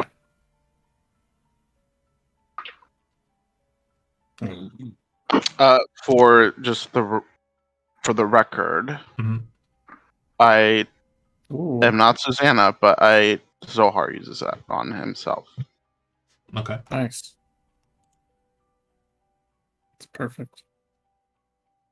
Nice. Suppose we should go down one of the hallways? Okay. Yes, this would be the best. Yeah, Andres, there doesn't appear to be anything that's kind of popping out with your witch sight. Okay. Yeah, pump up the temporary hit points for everybody. That's awesome. Should we go find Zaya's owl or Can you call that back, Isaiah? It's probably more than 100 feet away, so I'm guessing I can't give it instructions. It would have to come back on its own if it's Correct. going to come back. I see. Okay. Let us go down this way, towards the right. Away from the owl?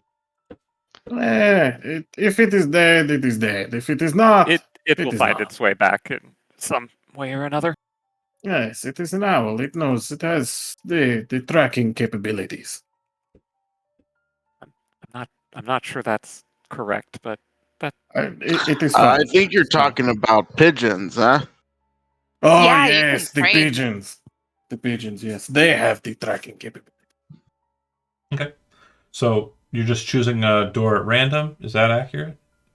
This Yes, one, yeah. this is the door we're choosing. You don't have any questions about anything else inside of the space. You don't have any questions about the statues and their positioning. You don't have Jonah's the any leader. questions about. I do not think the positioning of the statues. They're all pointed towards the middle.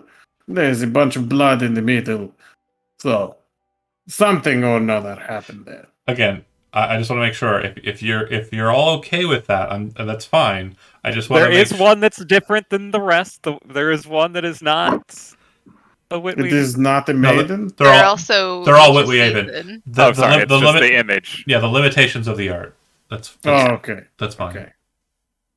So this is in fact a woman. Yeah. Okay. That is a very muscular woman.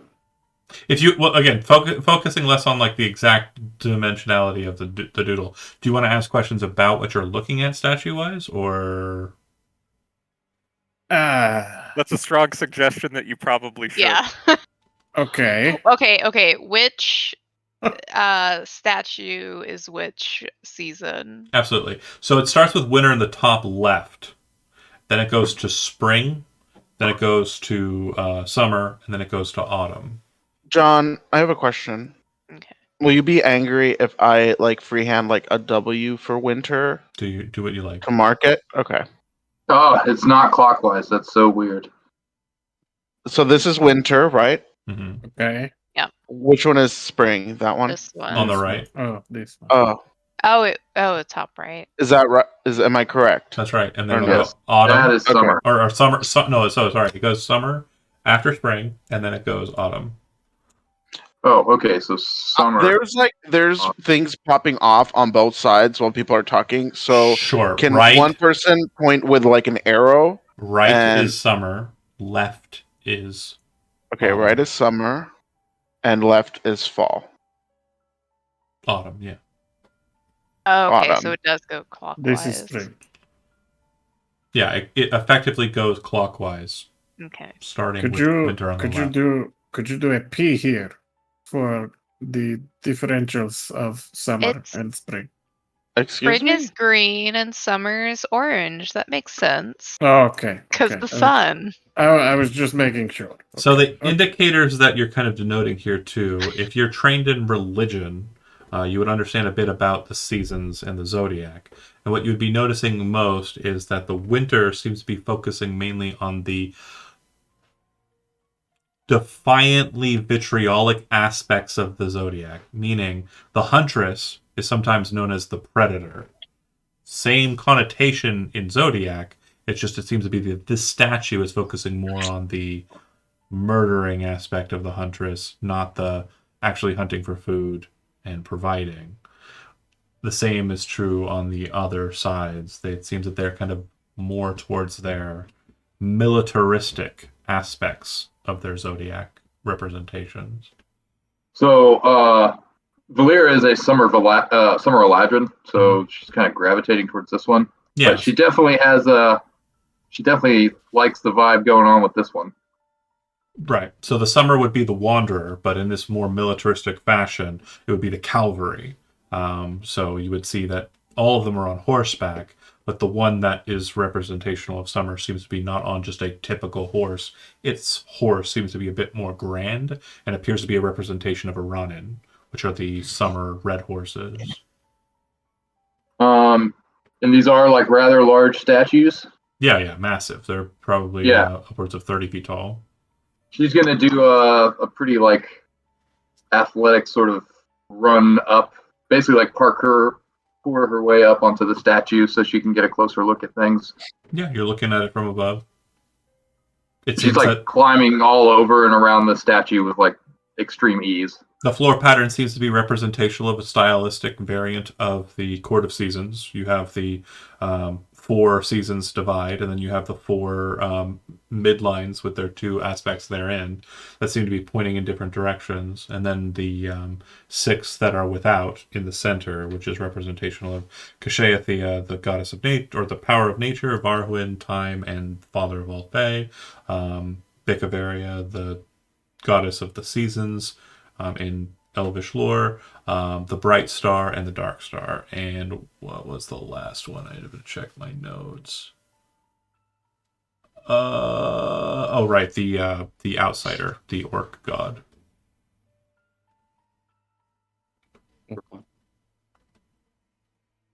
Indeed. So this is giving Fae versus like triumvirate, Fae as fuck. essentially. Yeah. Okay. That figure is still on the throne. Yep. It only seems to manifest upon closing in on it. But it doesn't move. It isn't moving at all. It just seems to be an outline of a thing kind of seated in the throne. So are these statues all one piece, or does it look like there's anything that could be like removed or anything that's like movable? The statues are too large for them to kind of be moved without knocking them or tipping them. No, I'm like, do they have articulation? Oh, no, Okay. absolutely not. There's no buttons, panels, Nothing like that. levers. But it does seem that there are 4 statues and there are 4 doors. Are the doors locked? Well, again, the passageways. They're not really doors, sorry. Yeah. Portal Oh, doors. okay. Well, I mean, Jonah is saying, not Jonah, Andres is saying, let's go through this one. It kind of seems aligned with spring. Hmm. Seems as good as any place to start. Zohar is not saying this. He's just like, Um, "Ugh." Yeah, strong. And that's So it. seeing that we're now Strong, trying let's to go. determine where to head next, Valera hops down and moves over to this door over here and does a listen. There's nothing. It's a hall. Yeah. Oh, I mean, I guess could head a little bit down this hallway and do a listen. So you saw what happened to the owl. So I'm asking you how far you're going into the hallway before we describe you being shot through the tunnelway. Okay, right. Sorry, let me do some thinking here.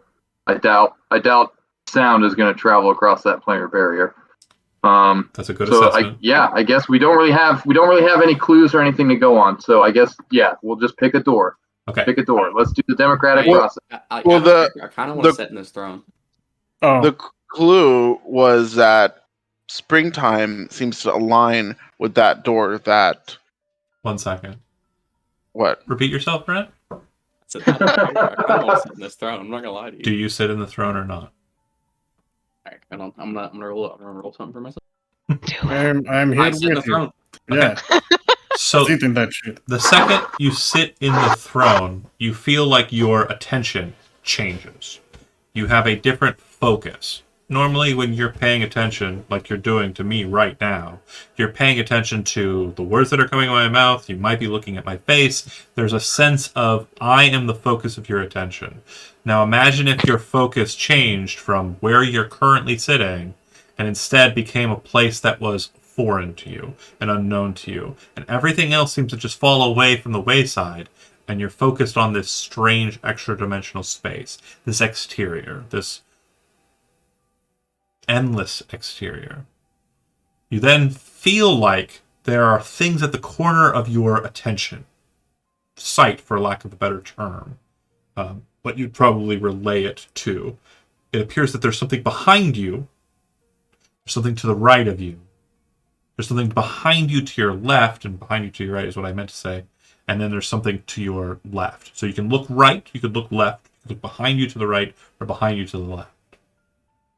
It's considering the door that the leader was going to choose, I'll look to the behind me to the left, wherever way that I'm assuming that's the way the door would be. Thank you for checking the spatial positioning too. I really appreciate that. Gain inspiration for understanding your sitting and left. Perfect. Real good. So as you kind of look in that direction or change your attention to that area, you see roiling earth. Like a large, just mass of earth that just consumes every single spatial positioning. You then see strange networks of tunnels that just kind of weave throughout the interior. And stone's typically hard to see through. However, in this focused state, it's not an issue. You see that in the center of all of this, there appears to be an old structure. Pillars, 6 of them, rising up from the ground, holding up the churning earth 100 feet above it. In the center of this space, this worked stone, you see a pattern of 5 dragon heads. It appears to be an old symbol of Tiamat that would be used, or not Tiamat, I'm dumb. Solon. Why did I say Tiamat? Tiamat doesn't exist in this campaign set. I was gonna Solon. say, you replacing more of my shit already, Jonathan? With Tiamat? Why would I do that? That's unoriginal and boring. Solon is cool. So there's 5 dragon heads, which is very similar to Solon, but Solon would have different colored heads. This appears to be just 5 green dragon heads. And lingering in the center of this space, seated in the center of that pattern, is a mass of green flesh, scales, just kind of lying there, coiled together. Looks like serpents just nested, massive serpents nested in this center space. You would have an understanding in this focus that this is the prisoner that is inside of that space. Okay. And- Can I change the focus, or is it just the one? Sorry, one last thing. You'd also have an acknowledgement of its name. Sven. How do you spell that? Sven. Okay, I was thinking that's what it was, but I just wanted to double check. Sven the dragon or Sven the serpent? Sven the bard and Is Sven's friend? Sven the Knight, I'll leave. the Rogue Knight from Dota. I don't know. I was thinking of the guy in Skyrim, like the first follower. The you guy pick in up. Skyrim. Do we have information on these prisoners, or If you have history, are we just if you have history trained and you are Rain, you can make a history check. Since no one else 16? is. Yeah. No idea. shit? Okay. So you're changing your Yeah. attention. Yep. I'm gonna check the back right now. Okay.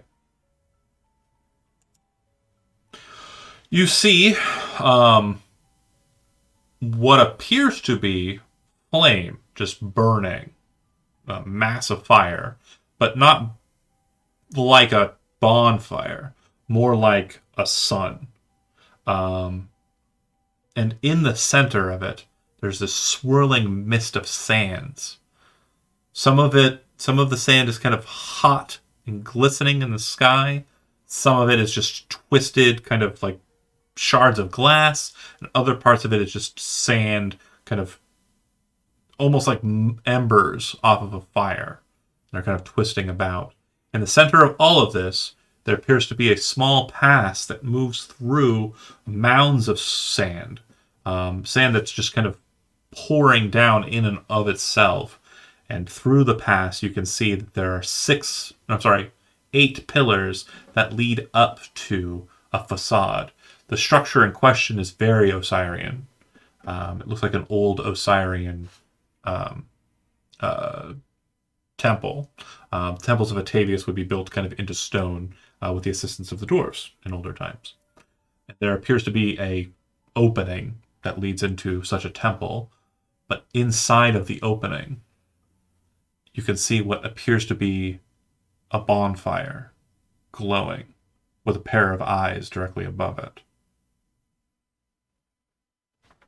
As you look into this space, you understand its name, Ashmedea. Okay. Can I make a history check on that one too? It would be history or religion. Okay, yeah, high religion. Fucking don't you start. Okay, more 6s. Don't you start with me right now, Zach. I swear to God.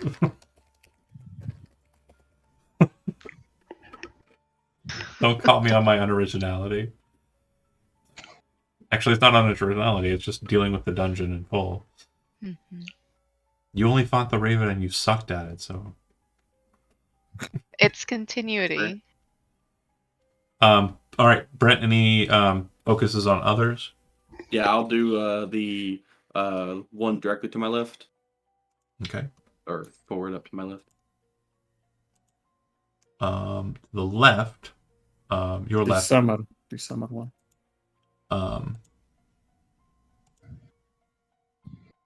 Yeah, so that would be a very cold-looking sphere, icy, chilled, swirling with wind.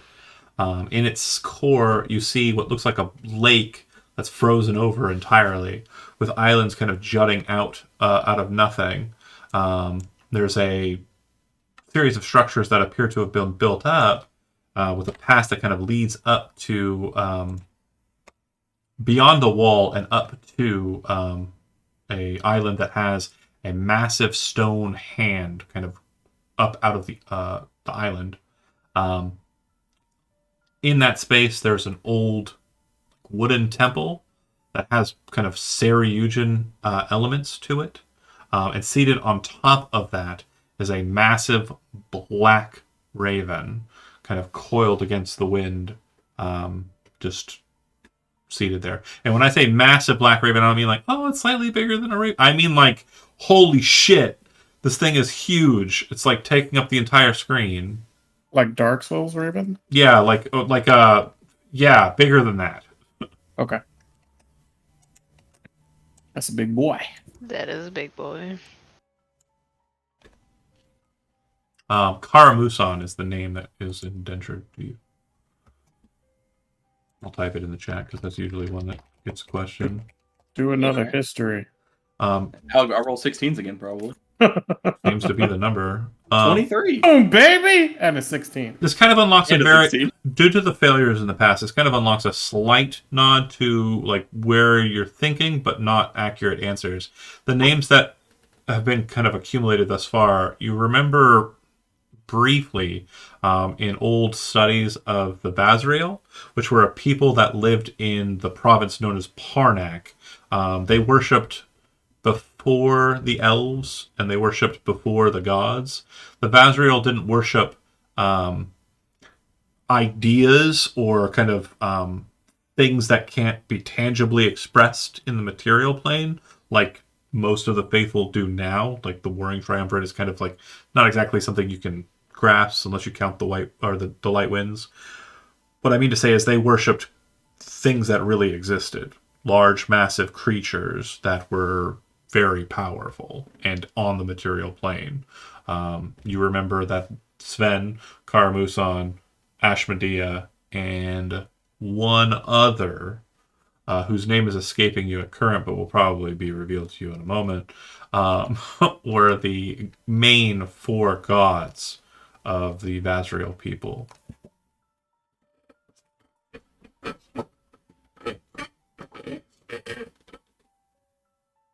Okay. I'll look to the last area that I haven't seen yet. Okay.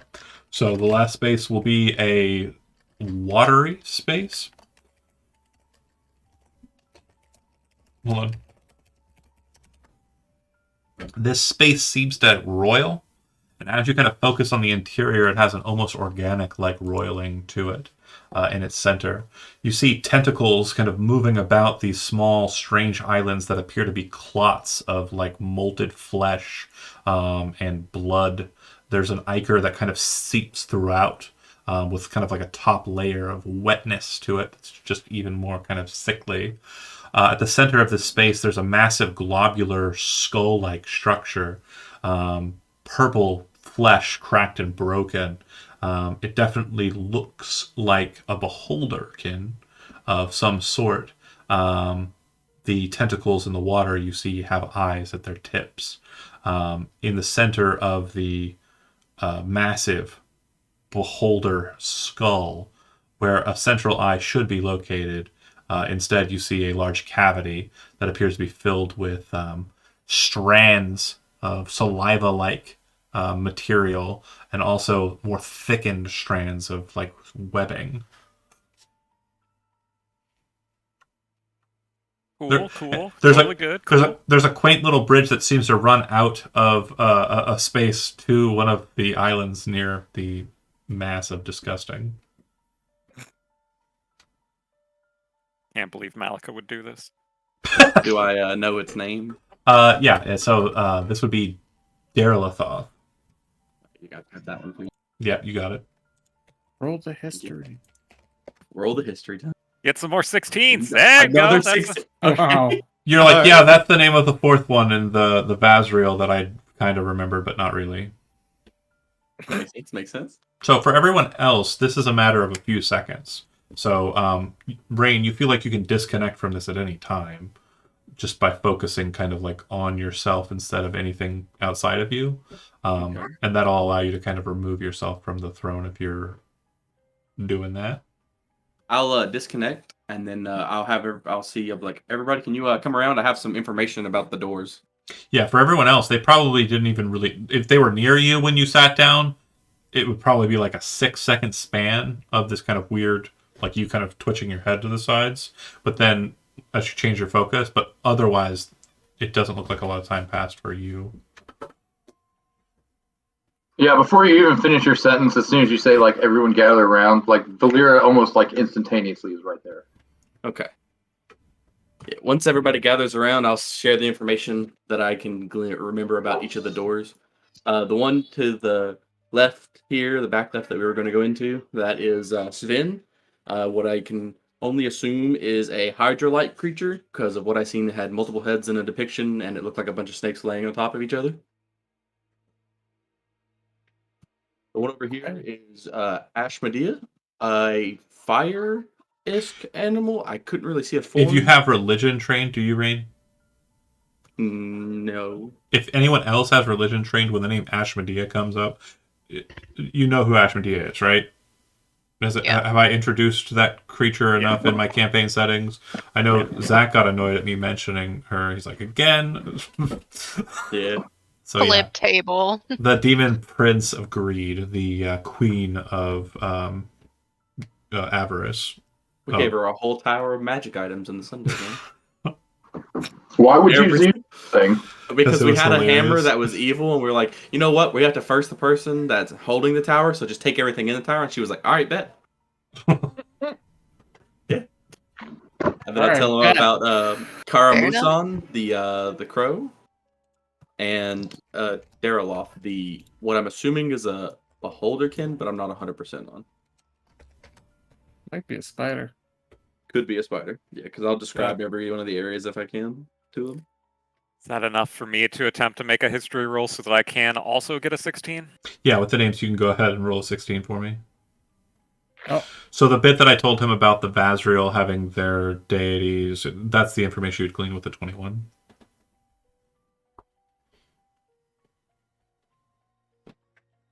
Nothing much more than that. So we can pick who we want to fight. So we can either fight a demon prince, a hydra, a giant crow, or what I'm assuming is either a spider or a beholderkin. Or a beholderkin spider. Or yeah, I didn't even think about that. Or an I'm octopus out. beholderkin spider out. person. Could be dead. Yeah. Could be that. Well, I guess that's why this prison is in a different pocket plane then.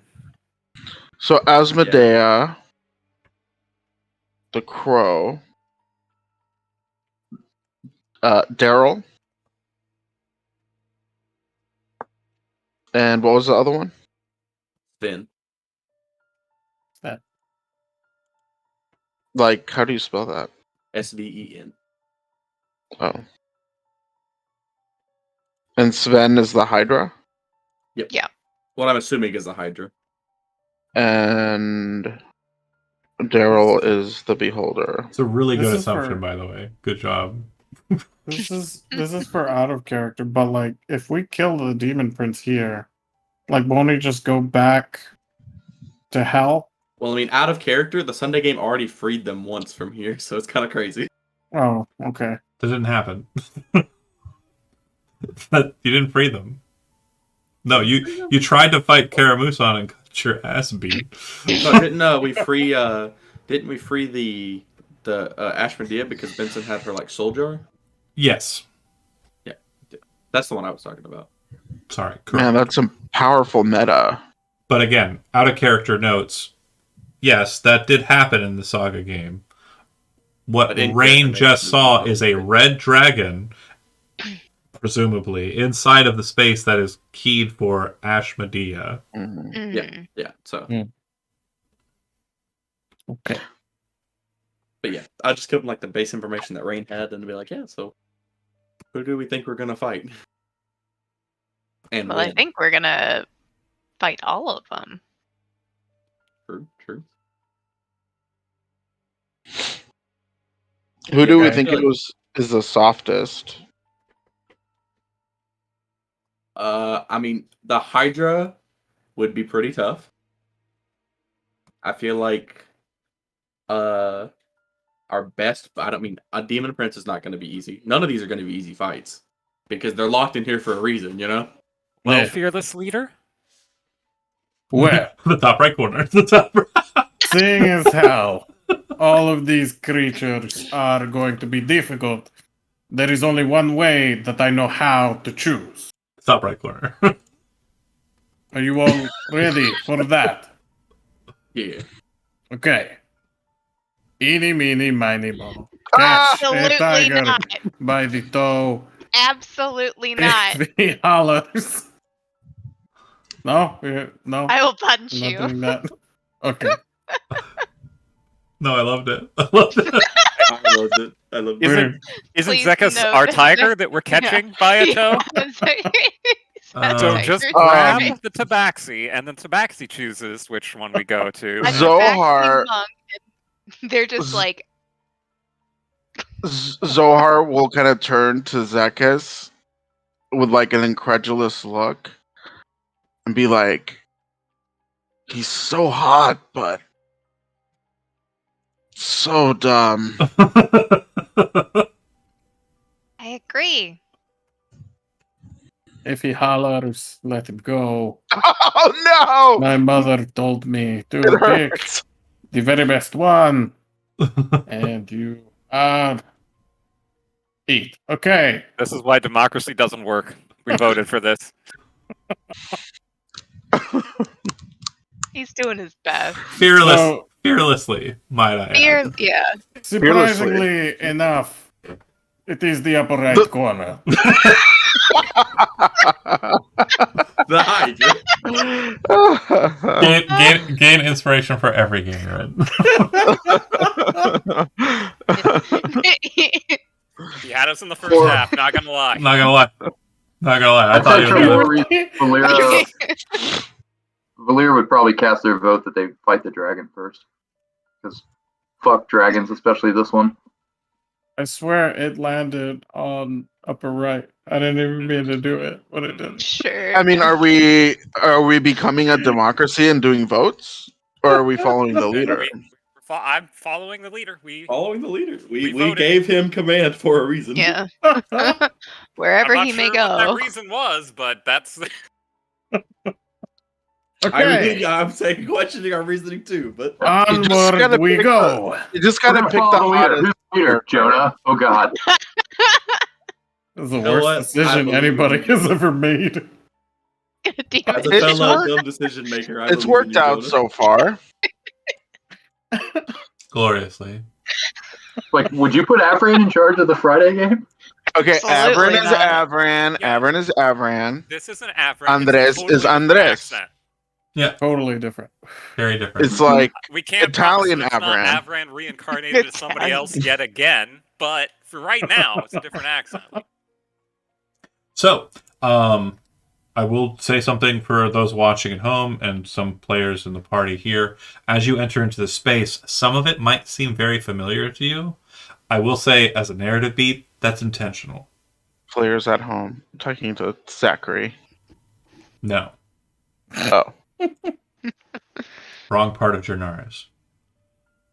That's said, as you pass into the space, if you're looking at someone doing it, you see what happens. But if you're walking in and you're just going, then you very much feel like you're just kind of stepping forward. And as you're stepping forward, the ambiance changes immediately to kind of cold, just kind of tight and stone structure around you. And as you kind of look about the area, you realize you're inside of, for Rain specifically, you're inside of the space that you were foreseeing, the stone structure. That said, let me put you on that map, or try to anyways. I believe in you. I haste myself as I go in. I go invisible again. I have Dust Crusher out. But that's it. I just hop right in. Just like bloop. Oh, Yeah. interesting. I see. Oh, I just realized why I kept getting 16. Because I kept rolling below 10, and Rogue's reliable talent makes any roll of a D29 or lower as a 10. That's Oh, pretty that's good. funny. That's pretty good. That is But I just good. kept rolling 10s. I was like, what is my luck? Due to the size of this structure, your tokens are at a smaller value. So if you put any indicators on it, it will probably cover up the entirety of the image. Sorry, Nice. there's a lot of space here. That's okay. That said, you're. I can't see anything. Yeah, I'm aware. I'm fixing that. I apologize. Okay. If it is like darkness and stuff, I have Devil Sight.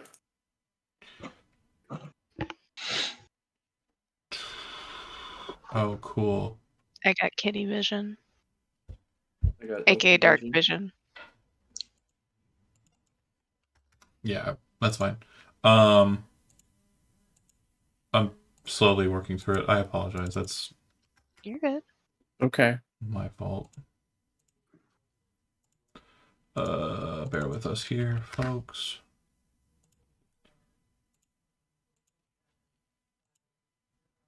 What's your yes. Fine. Just trying to get it. Ooh.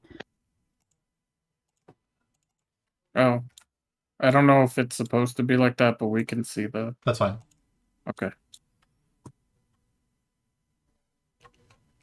Dynamic lighting, daylight mode. Oh. Ooh. Interesting. Ooh, that's pretty. The that's weird. Dynamic lighting. Get rid of a lot of it. Okay, so theater of the mind it a bit. The structures obviously don't allow for you to see perfectly right into it, but the dynamic lighting got corrupted apparently over time. This is very much a map that I pulled right out of Saga. So that said, you do hear what sounds like a chorus of breathing in this space. Very much a sound of heavy kind of breathing coming from the center chamber. Kind of fills the entire cave with that just breathing. I'm invisible, and I'm also, a scout rogue, so I will take the first few steps. Everyone, do you think he is asleep? When I looked at him through the thing, he was asleep, so we can only hope. Okay. This is But good. him being a Hydra, I'm assuming he's going to come to us very fast, or Hydras having more than one head probably don't need to be asleep all at the same time. Maybe Well, that one. is unfair. It is, but it's still a fact of life. We can hear the snoring, correct? Yeah, very much. It's just filling the entirety of the halls that you're in. Valera isn't proficient in stealth, but I guess they're gonna move like very slowly, or however, whatever they need to do to move like the quietest and stealthiest. Oh, we're rolling stealth Same. checks? That's not good. Yeah, I'm a stealthy That's not character. good. I'm invisible too. Okay. Yeah. Not Yeah, invisible, I'm but gonna let them Well, take. They seem to be better at it than. Stealthies take the lead, and then non-stealthies hang back, mm, or like follow behind. that works. I'm sorry. Fall behind, but stay out of sight, maybe. I Yeah, got yeah. you right now. Got you. Oh, it's decent. Okay, so as you're kind of moving up, clunking forward, the snoring kind of becomes lighter. It's a very noticeable change in the breathing. Row. 26 for my stealth. Some of you are stealthier than others, but Almost a 34. one of you is not very good at it. Two of you are kind of bad at it. Oh, How is Oh, mine no. so low? shucks. Oh, Zekis, you're Dang. fine. That's not too Yeah. bad. It's more Zohar and Andres. Oh Yeah. no. But yeah, I would say go ahead and move up. I would say Rain would probably be the lead position. Probably as far as I'm willing to kind of say you can move up. Keep in mind the structures that you're seeing here. These stone structures go from floor to ceiling, and the ceiling is a royal of just twisting stone. All the tunnels, including the one you just came out of, similarly are just roiling stone. Make sure I want to make sure that's clear. The entrance you just entered into is no longer gone. an entrance. Yep. Mm-hmm. Andres will go this way. Just in case, it does have a sort of weapon that is a conal. Valera will go with Andreas. But he is Probably best not to let him go on his own. he's also checking to see if there are any more enemies here. He's quite literally hugging this wall. You probably should have agreed on like a signal or something. There will be a signal. You just My have whole to goal is to be the guy that Because I think I just wasted my haste. I didn't hear you say you cast haste, so if you wanted to have not casted that, that's fine. Nice. I love it when you Wow. don't hear me. It sounds so bad. Okay, so just making sure everyone is where they want to be. Okay, the second that Zohar kind of moves up, you see the creature in the center, which is just like a twisting mound of scales and the like. One head kind of pops up out of it, kind of coils up like a serpent's head, kind of staring in your direction. You then watch 3 more heads kind of appear near it, kind of looking in your direction. It appears that as it's kind of looking to you and kind of growing off of the ground, kind of standing up, you would see that the creature in question appears to have 5 heads in its current state, but the 5th head appears to be pale, albino pale, compared to the rest of the green-natured skin. And its eyes appear to be kind of like whited over, and it appears to be less reactionary than the other 4 heads. But as it sees you, it very much kind of acknowledges you as what you would assume as a kind of prey mentality, and it very much kind of gets into readied stature, so you're not catching it off guard. With me being invisible as well as my self check, does it see me? Can't say for certain. It seems to be looking focused on all 4 of the heads are kind of focused on Zohar. Gotcha. I would say one of them probably kind of does a snap check over at Andres, but it's mostly Zohar is the kind of focus. Gotcha. Okay. Oh, you were not supposed to see me. I'm invisible, like a snake. So if I have advantage on initiative, do I roll it again, or is it that with the advantage? It's listing it as Iron Scale Hydra, which is not accurate. I think it's because I used parts of that thing in the creation of it. That's fun. So yeah. It looks like it rolled it with advantage already. Okay, thank you. I was confused. I'd never used the advantage option for. Everybody's rolled, right? Did you Hold mean on. to show us the initiative roll? Yeah. Oh, All okay. the rolls are out in the open. Okay, gotcha.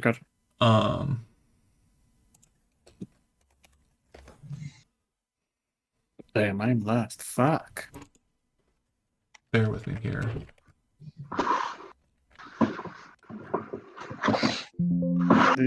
This is not good. I am trying to cue up the music and it's being aggravating. We see the kitty butt. You do see a kitty butt. That's all you get to see now. I apologize. Or I congratulate you. Thank you. I mean, it is a nice kitty butt.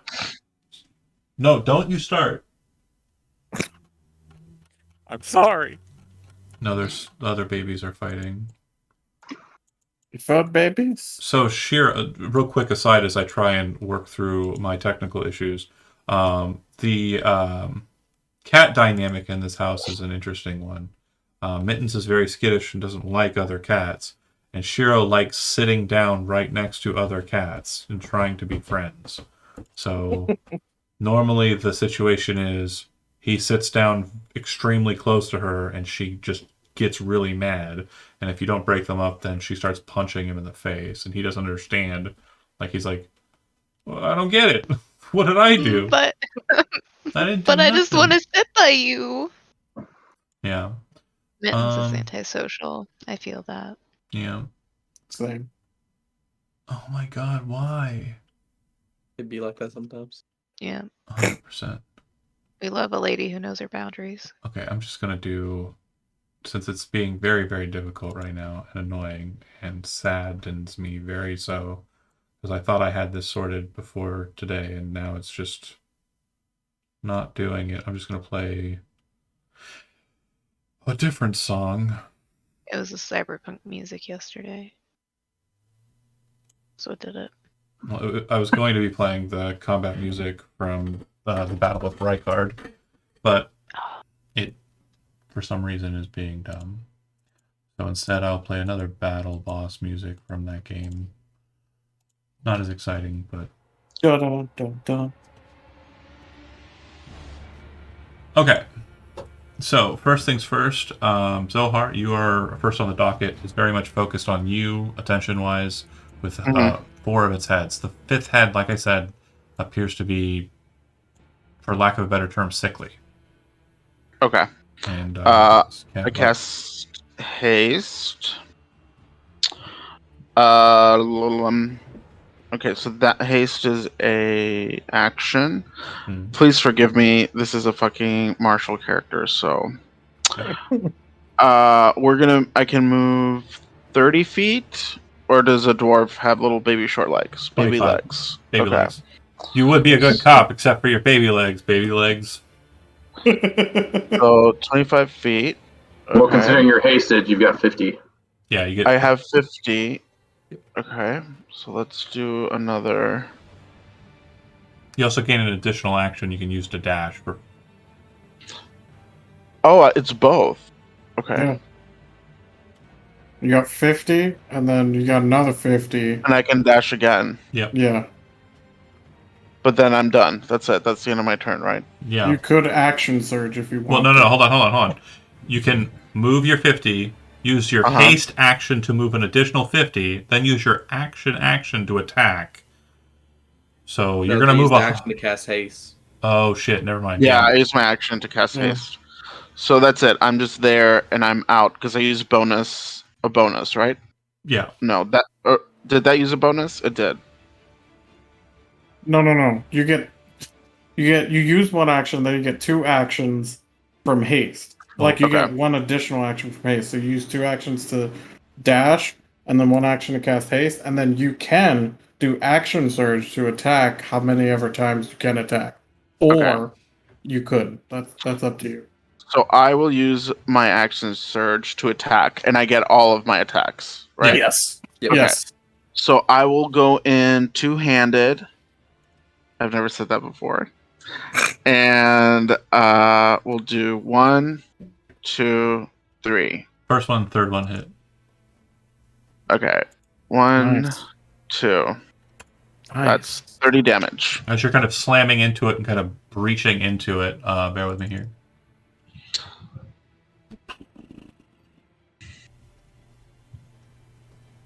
It's a Yeah. gorgeous one. Cool. Yeah, you smash it hard enough to kind of just rupture one of the heads. It immediately uses its reaction to grow 2 heads in its place. Shit. Yeah, Okay. we're gonna need some fire damage. Oh, fire! Oh, fuck. Okay, that's okay. I got that. On top of that, you take, for the first instance... Oh, no, sorry. This is bludgeoning damage that was dealt. Never mind. Continue. That's my turn. All right. Rain, you're up. Okay. I'm going to take my rogue bonus action to dash Mm-hmm. and move up to here. And I'm still invisible, so when I move up to here, does it look like it looks at me, or is it still just focused on the boy that just meleeed it? Doesn't seem to notice you. Okay. And do I get sneak attack for this attack? If you're hidden from it, yeah. Okay, perfect. Well, and I'm Just making sure. adjacent. I've never played a rogue, so I'm getting into that. No worries. Sorry. I'm going to activate my Gauntlets of Flaming Fury. Okay. Ooh. While you wear these steel gauntlets, as a bonus. Oh, it's as a bonus action. Never mind. I can't activate it. I lied. I'm not going to activate that. Okay. Should I just attack it? Yeah, might as well. It's not going to do a lot because it's a dagger of venom. So 28 to hit. Oh, that'll work. 21 sneak attack, 7 piercing, and 17 poison. Okay. Total would be... it's immune to the poison damage, so it'll be 28. 20. Nice. Okay. It does not have its reaction to utilize, but you do notice that the head gets lopped off, one of the new heads that just appeared. And everyone within 10 feet of it takes 13 points of acid damage as the blood splatters out from it, from the lanced wound, and kind of sprays out all over everyone. Do not like that. All right, done. So I have resistance, so it's half. Yep, so it'll be whatever I said halved. I forgot what I said already. 13. So That's have it right there. 13 feet. Yeah, it's a static number, so that'll just be the number from here on moving forward. Rain done. It goes to Valera, right? Mm-hmm. But before that, on 20, I need. Let me make sure I got it right. I do. Okay. I need Zohar and Rain. You are currently on the ground, correct? You're not hovering or anything? Yeah.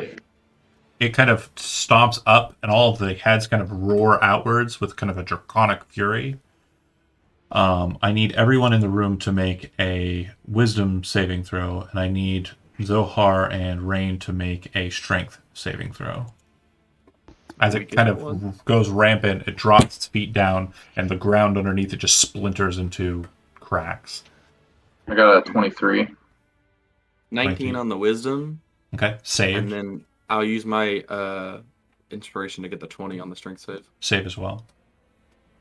Rain. On the room, you mean all of us, right? Yeah, everybody inside of the area. Sorry, the whole space. The circle? Well, no, the whole space. The whole space. No, the whole space. Yeah, Okay, because it's That's echoing. It's the I'd say if you weren't looking at it, maybe no, it's still draconic fear. So Alright.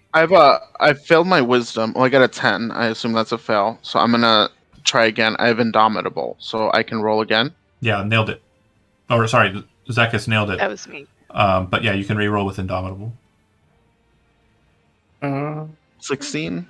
Okay, so 16 will fail the saving throw against the fear, but the 18 on the strength saving throw will keep you from taking the full damage. So if you failed your wisdom saving throw, which it looks like it's just Zohar at this point. Did I miss anybody? No, yeah, everybody else rolled really good. Oh, no, sorry. Andres, you failed your wisdom saving throw as well. Okay. DC is 18. So Oh, can I use inspiration then? if you have it, yeah. Okay. 20. Okay, so just Zohar. Zohar, you are frightened of the creature. And then the two that are in the middle, you both passed your strength saving throw, so you're not going to be knocked prone, and you'll just take half of the bludgeoning damage from the eruption, which will be a total of... It's a static one as well, and it's 15. Okay, done there. So now it's Valera's turn. Sorry about that, Chad. Oh, you're good. Cool.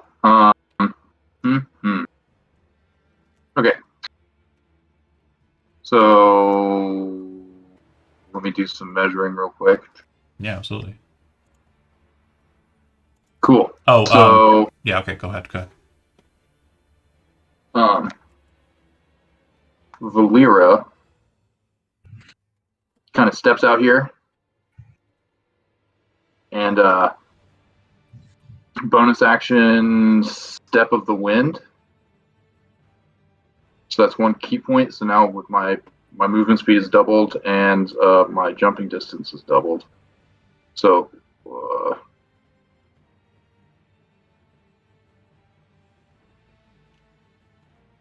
nope. Come on, Nolan, stop it. I love you, but you're being a booty. Okay, so you said no?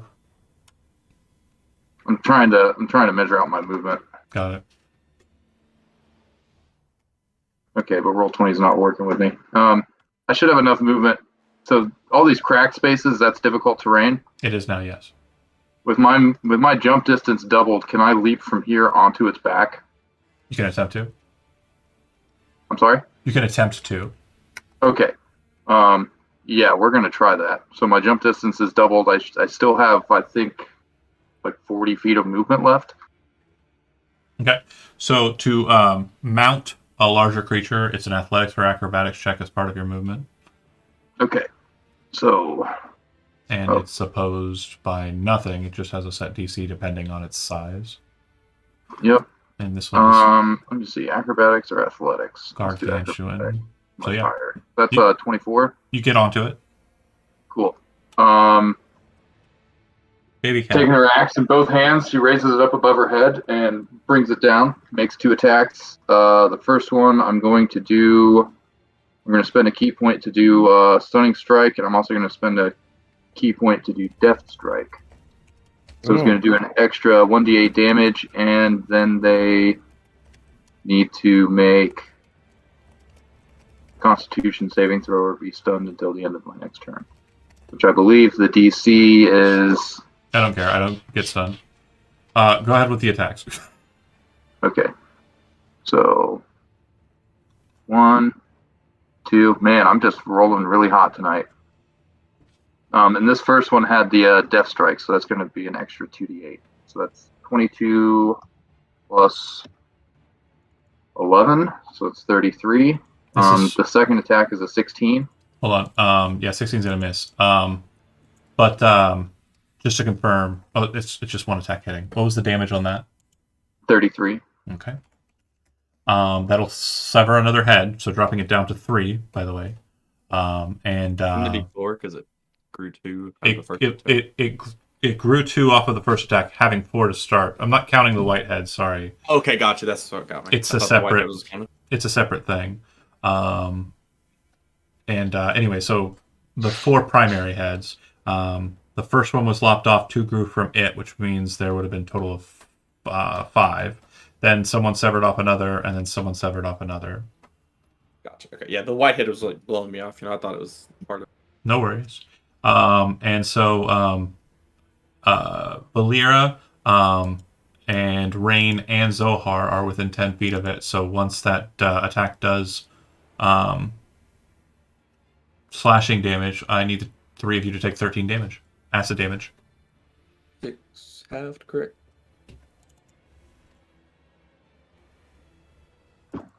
And so trait-wise, I mean, just because it's not terribly horrible for me to reveal it, it's 5 feet, not 10 feet. Sorry. Other. And did it save against the Stunning Strike? It doesn't have to. So, quick note on that: as you kind of slam into it, and you're kind of trying to stun it against one specific head, you actually lop the head clean off, and you see the other ones don't seem to be connected to it. Out of character note from DM to DM, Hydras typically have advantage on saving throws against those effects. This being a paragon of Hydras, does not have to roll against blinded, charmed, deafened, frightened, stunned, or being knocked unconscious, so long as a head is present, and the white head is guarded. Then because of adjunct parry, I have a +2 bonus to my AC until the start of my next turn. So my AC is 20. Absolutely cool. So at the start of the Hydra's turn, which again is another difference from a regular Hydra to this Paragon Hydra. Normally they regrow their heads at the end of their turn. This one regrows at the beginning of its turns when it regenerates, which it is doing so now.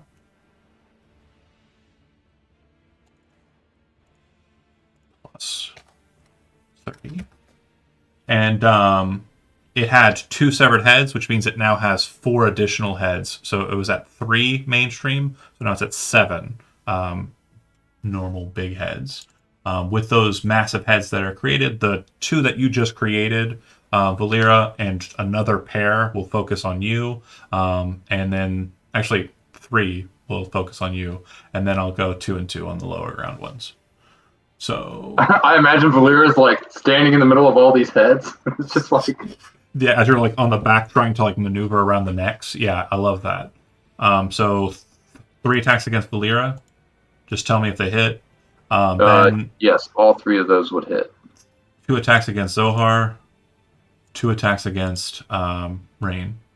Damn, those are some. So first 3 were against Valera, so they all hit. So here's the damage on those. And 3.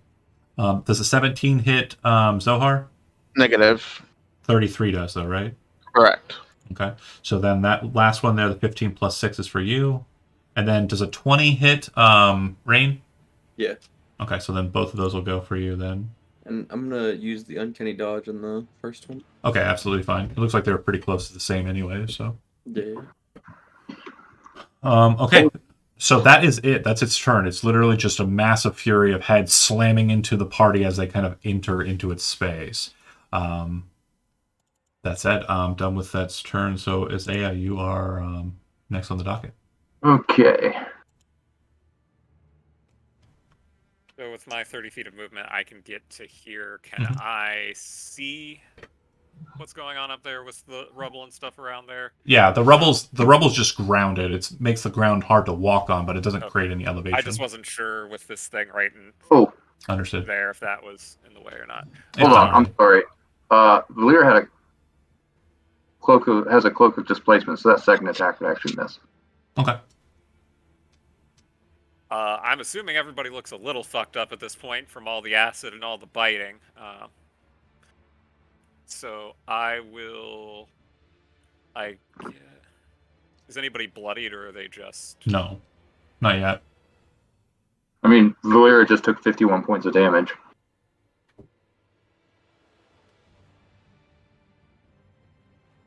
Are they okay though? Yeah, not bloodied. We're all kind of like drenched in its like hydra goop. It's And got then like, our own like our own player goop too. I guess for a visual aid to kind of like understand how that works, it has the same kind of like luminosity and kind of like sheen to it as like the blood from the movie Aliens. However, it's Nice. red instead of green. Oh, Hmm. And it also has the same kind of effect when it hits something. It starts burning into it. I'll use dash as an action so that I can actually get in range of somewhere here. Okay. I have a question. Fire away. Does it regain hit points when it regrows heads? It regenerates at the start of each of its turns. So, yes. Okay. Regeneration is a trait that monsters have. That means it gains a set number of hit points at the start of its turn. Okay.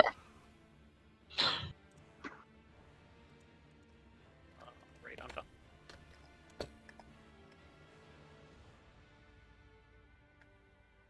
All right. In between Isaiah and Zeke's, it's going to use a legendary action.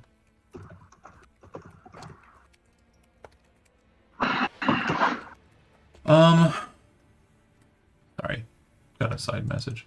Okay. So, anyways, as a legendary action, it can make a single bite attack against a target. I am going to focus down. I think I missed one on the Zohar, so yeah. That'll miss. Okay. Zekis. Baby cat. Go ahead. Yeah. I wasn't saying your character was a baby cat. Sorry. No. You give Naylan all of the attention. I would too if I were there. He's baby. He is baby. He's a little baked potato. Bakey tater. So we're going to move up there, and then we're gonna toss out 2 darts. Okay. 23 That'll hit. and 12. I'm guessing that doesn't. 12 will miss, yeah. So 5 piercing. Okay. So all 3 of you again take 13 points of acid damage. Sorry.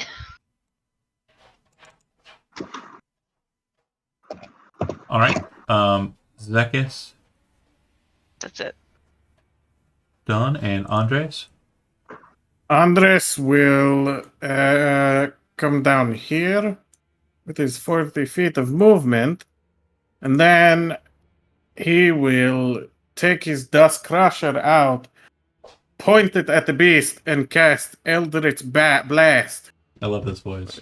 I love this. I really do. I love the commitment to using it at all times. That's That's Yes. important. We will do 1, we will do 2, and we will do 3. That is good. And then we will shoot the damage there, and the damage here. Okay. Is the necrotic actual or No, I am sorry. I forgot to click that off. no worries? But yes, it is 5, it is 6, it is 2 plus 6. I'm not good at the maths, you see. All right. Bam. Yeah, takes the hits. Andreas is done. Yes, he's that. In between Andreas and Zohar, I'm going to bite the Zohar again. Keep calling you the Zohar. I'm sorry. The Zohan, yes? 26 to hit. Miss. Does it really? Yes. Wait, really? Yes. God damn, what's your AC right now? It is 31. Jesus. Fuck yeah, that's awesome. Fuck. Nice. Okay, well, good deal. All right, so your turn. Sorry for attempting to fight you. Okay, so we're gonna Sorry, do sir. a cantrip. We'll do this thing.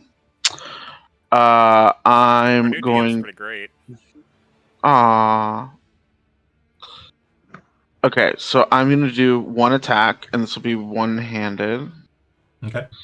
I will do one attack. That'll miss. Correct. Okay. Fuck. All right, you are Eldritch Knight, is that right? Yeah. So You should have a trait that allows you to attack again. again, yeah, I have an extra attack. So Well, no, I mean, I have no. as a bonus. Yeah. But can I? So that's just one. It won't be the three like brutal So onslaught of attacks. It'll just be the one. Yeah. let's work through it together just to make sure, because it's been a Okay. while since I've Eldritch Knighted. To be Okay. fair, Blade Singer's just way cooler. But Where my turret's at. so Eldritch Strike. That reduces the No. resistance No, to my not that one. spells. It's oh my god, we got more cats. It's war magic. Use your action to cast a cantrip. Can make one weapon attack as a bonus action. Correct. So you'll just be able to make a single melee attack. It's All not, right. the action is use casting the cantrip. I will say though, you are hasted. I am oh. hasted. Have I You get hit an you at extra all? Action. Yeah. No. I already calculated my haste AC. No. Oh. I've dealt damage to you though, right? Oh yeah, I've been doing my concentration. Okay. The only thing I know how to do Is with the this spell character cast. is make my concentration saves. Okay, so you can make a Warhammer attack. It'll just be the Warhammer All right. straight. And we'll go two-handed. Okay. Oh, nice. 30. Will that hit? Yeah. You have another action. I have one more attack. No, Yeah. with that action, I think you have several. It's like attacks, an right? attack that I can use as my triple attack onslaught, right? Yeah. Double checking haste real quick. From haste. Haste is the attack action. The action can only be used to take the attack action, but for a single attack Oh, only. one weapon attack only. Okay. Dash, Well, we'll do one more. disengage, hide, or use object. I was checking to see if it had cantrip. That'd be interesting, but no. One weapon attack. That'll hit. 22.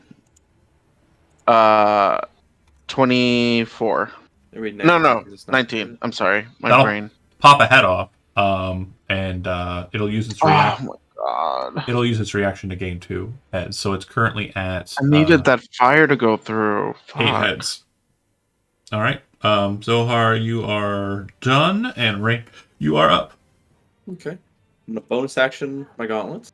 Mm-hmm. Let me read what they do, double checking myself.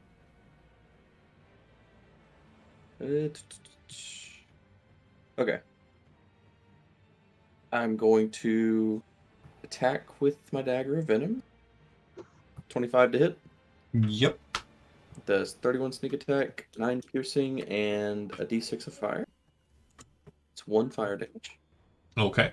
Sufficient. 31, 41, 51. Okay. As you lance into it, it kind of howls in pain. The 3 of you take 13 points of acid damage. And then I'm going to move. And it doesn't provoke opportunity attacks where I attacked it. I think. Yeah. It already used its reaction. Oh, that's true too. Is something that would be interesting to say if it didn't have a single reaction for every single head it has. Yeah. Move back to there. That's my turn. Cool. In between your turn and Valera's is 20 initiative. It's lair action. It will.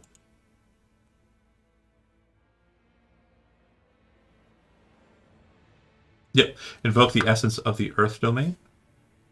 Ooh.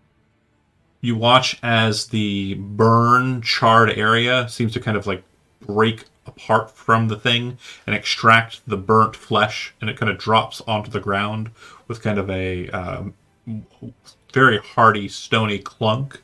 And you watch as two of the heads kind of move towards one another. One of them grabs the head of the smaller and starts consuming it.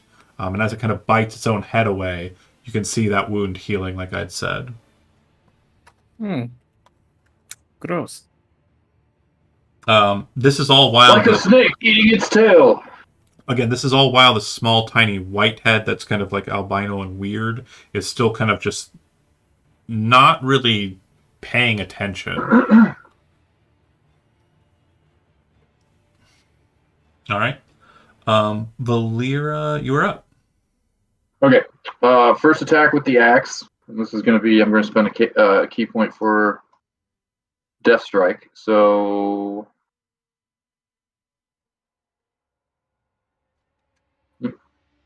There we go. That's a 31. Hit.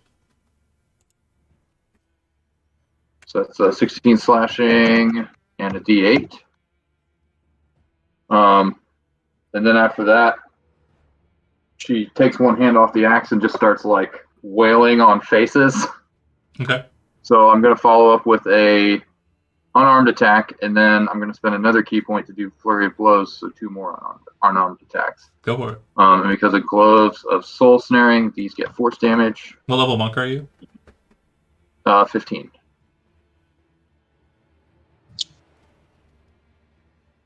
Wait, you're multi-class, are you not? Not Valera. Oh, that's right, that's right. Sorry, my brain's dumb. All right, so let's do. So yeah, the first attack was 18 damage. This is going to be. First unarmed attack is a 29. Second is a 22. Third is a 28. Flurry of blows is just 1 extra, is it not? Well, I mean, I had one unarmed attack left for my attack action. Oh, gotcha. Perfect. So it's basically- All those hit. Okay, cool. So 1. And sorry, off the battle axe, everybody takes 13. Not me, I'm away from it this time. Yep. And then All right, now Valera is bloodied, but that's fine. It should rectify this here shortly. So first unarmed, that's 15. Second unarmed, that's 25. Third unarmed is so as you're kind of bludgeoning into it, you feel the weight 22. and kind of strength of the creature kind of drop as all of the heads kind of move to the side, as it kind of lays flat on its belly, seemingly kind of knocked unconscious for the moment. Yeah, it's like her punches are like there's like shockwaves of force coming off of them. Yeah, you can see the scales kind of rippling, some of them bristling off of it as it's punching. And then she will regain 21, 37 hit points. Cool. Done. Oh, sorry. Apologies.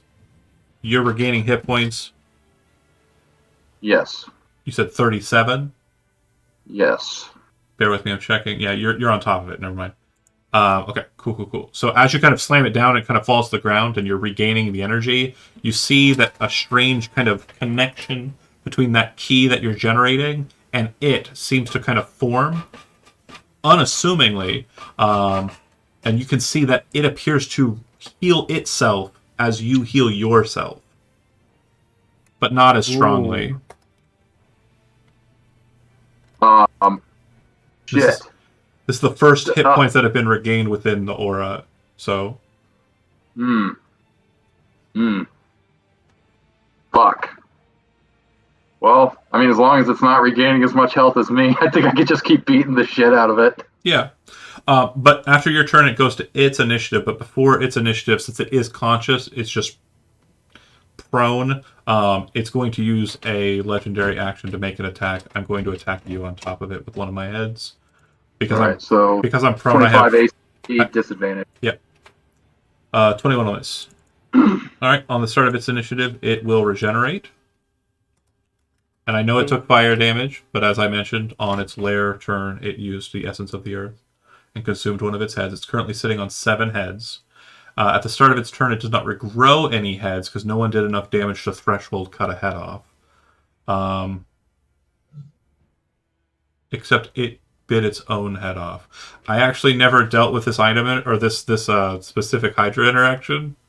I'm gonna rule it that it's not going to gain 2 heads off of its one that it devoured on itself, because the ability is already really strong, and it I doesn't. would think it's like cauterizing a wound. Well, it's kind of like taking the root out. Actually, it's kind of Yeah. like it's Oh, it's, okay. it's getting the Ugh. essence back Cutting the out. middle of the starfish. Yeah, like if you look at the, Ugh. it's kind of got What the fuck? it's kind of got the bulb of the head. Does that make sense? And it's kind of Yeah. The bulb. extracting that. Is this a Oh. good time for my?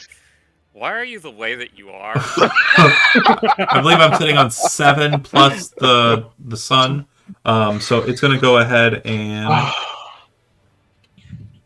I'm going to split it nice and even. Jijo, high or low?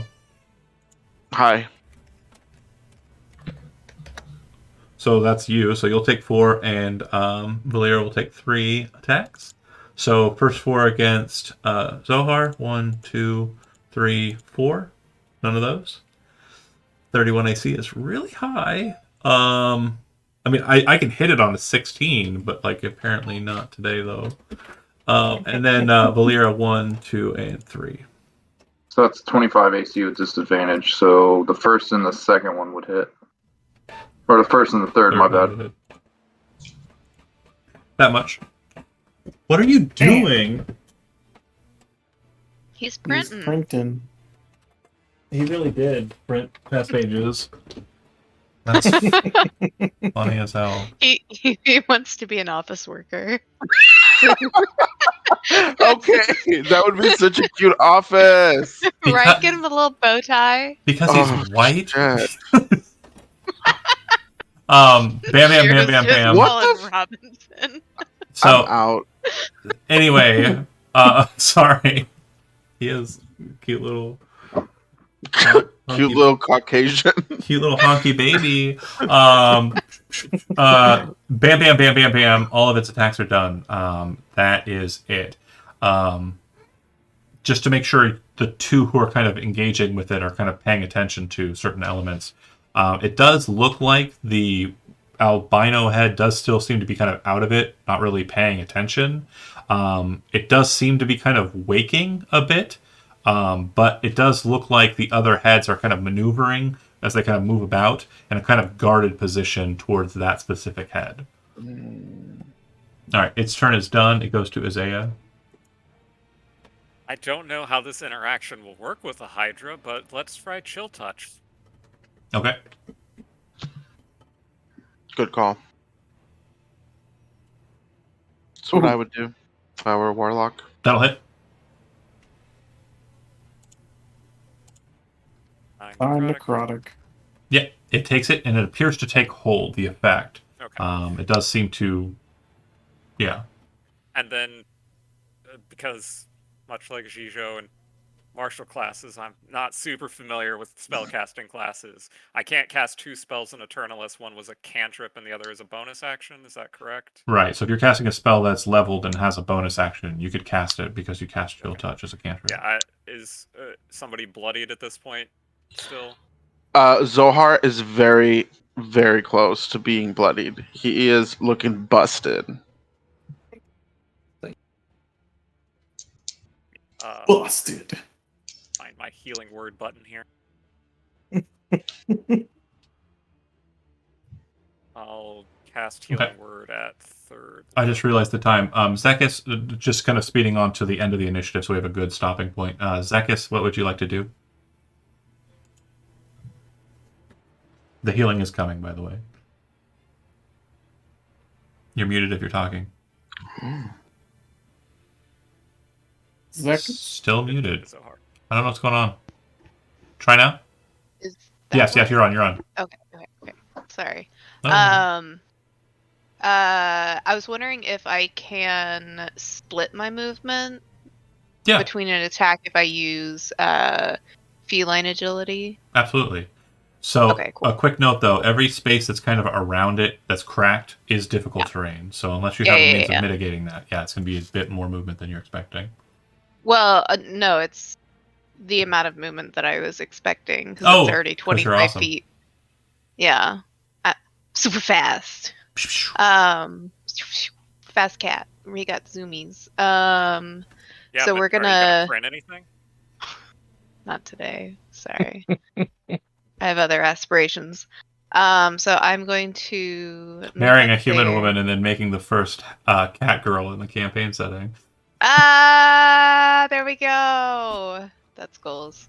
And then we're going to let's see, is that two-handed? We'll go with it. Miss. Miss, okay. Sorry, I have another tab. I don't know if anybody's Uh, caught on, but 18 is the armor class. It's not hard to hit. Yeah, I figured. Dang it. It's real bad. And then we're going to disengage As a bonus with- action? Huh? How are you doing so as a bonus action? It's the sorry, there's a lot of No worries. where was it? It's at the bottom. Meanwhile, just for attention's sake, Valera, you'd have been attacked in between Zekis and Andre, so I'm just kind of getting it out of the way quickly. So take that much damage as I hit you. And then you're moving away from it. You're not provoking opportunity attacks, right?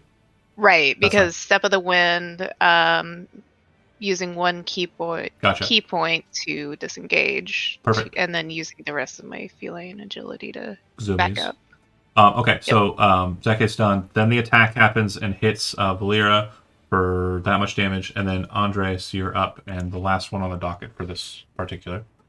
Andres will activate the Suncrusher, sorry, Lalox, and then it turns on and it becomes a Warhammer. And then he stands over here, and then he will do Bane Fire at 5th level. Fucking love that spell. That'll hit. Okay. At the 5th level, and then boom. Yep. So that'll be 55 damage. The Not damage the necrotic, sorry. cannot be avoided. Oh, yeah, I got 55. Cannot be avoided. It is not flammable. The damage will actually kill it. What? Yeah, surprisingly good the timing. Yeah, you massacre the Hydra with that bait fire. That was Amazing. exactly Okay. That's why we voted for him. exactly threshold. I'm being genuine. If you hadn't cast it at a higher level spell, it Oh no, wouldn't- we only have higher level spells as Warlock. Yeah. Basically. Yeah. It's a combination of the amount of damage and the fact that the damage can't be avoided. So, on a side note, can I melee or can I unarmed strike the dead body to regain hit points? So no. That said, solid stopping point. Actually, perfect stopping point. We will be picking up next session. Now, just so you are aware of the beats and people who are watching are aware of the beats, the next session, even though the normal thought process would be back and forth.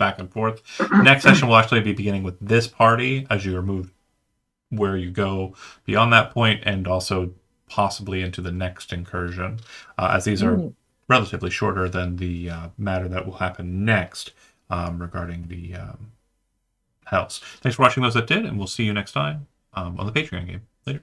I'll tell you who is aware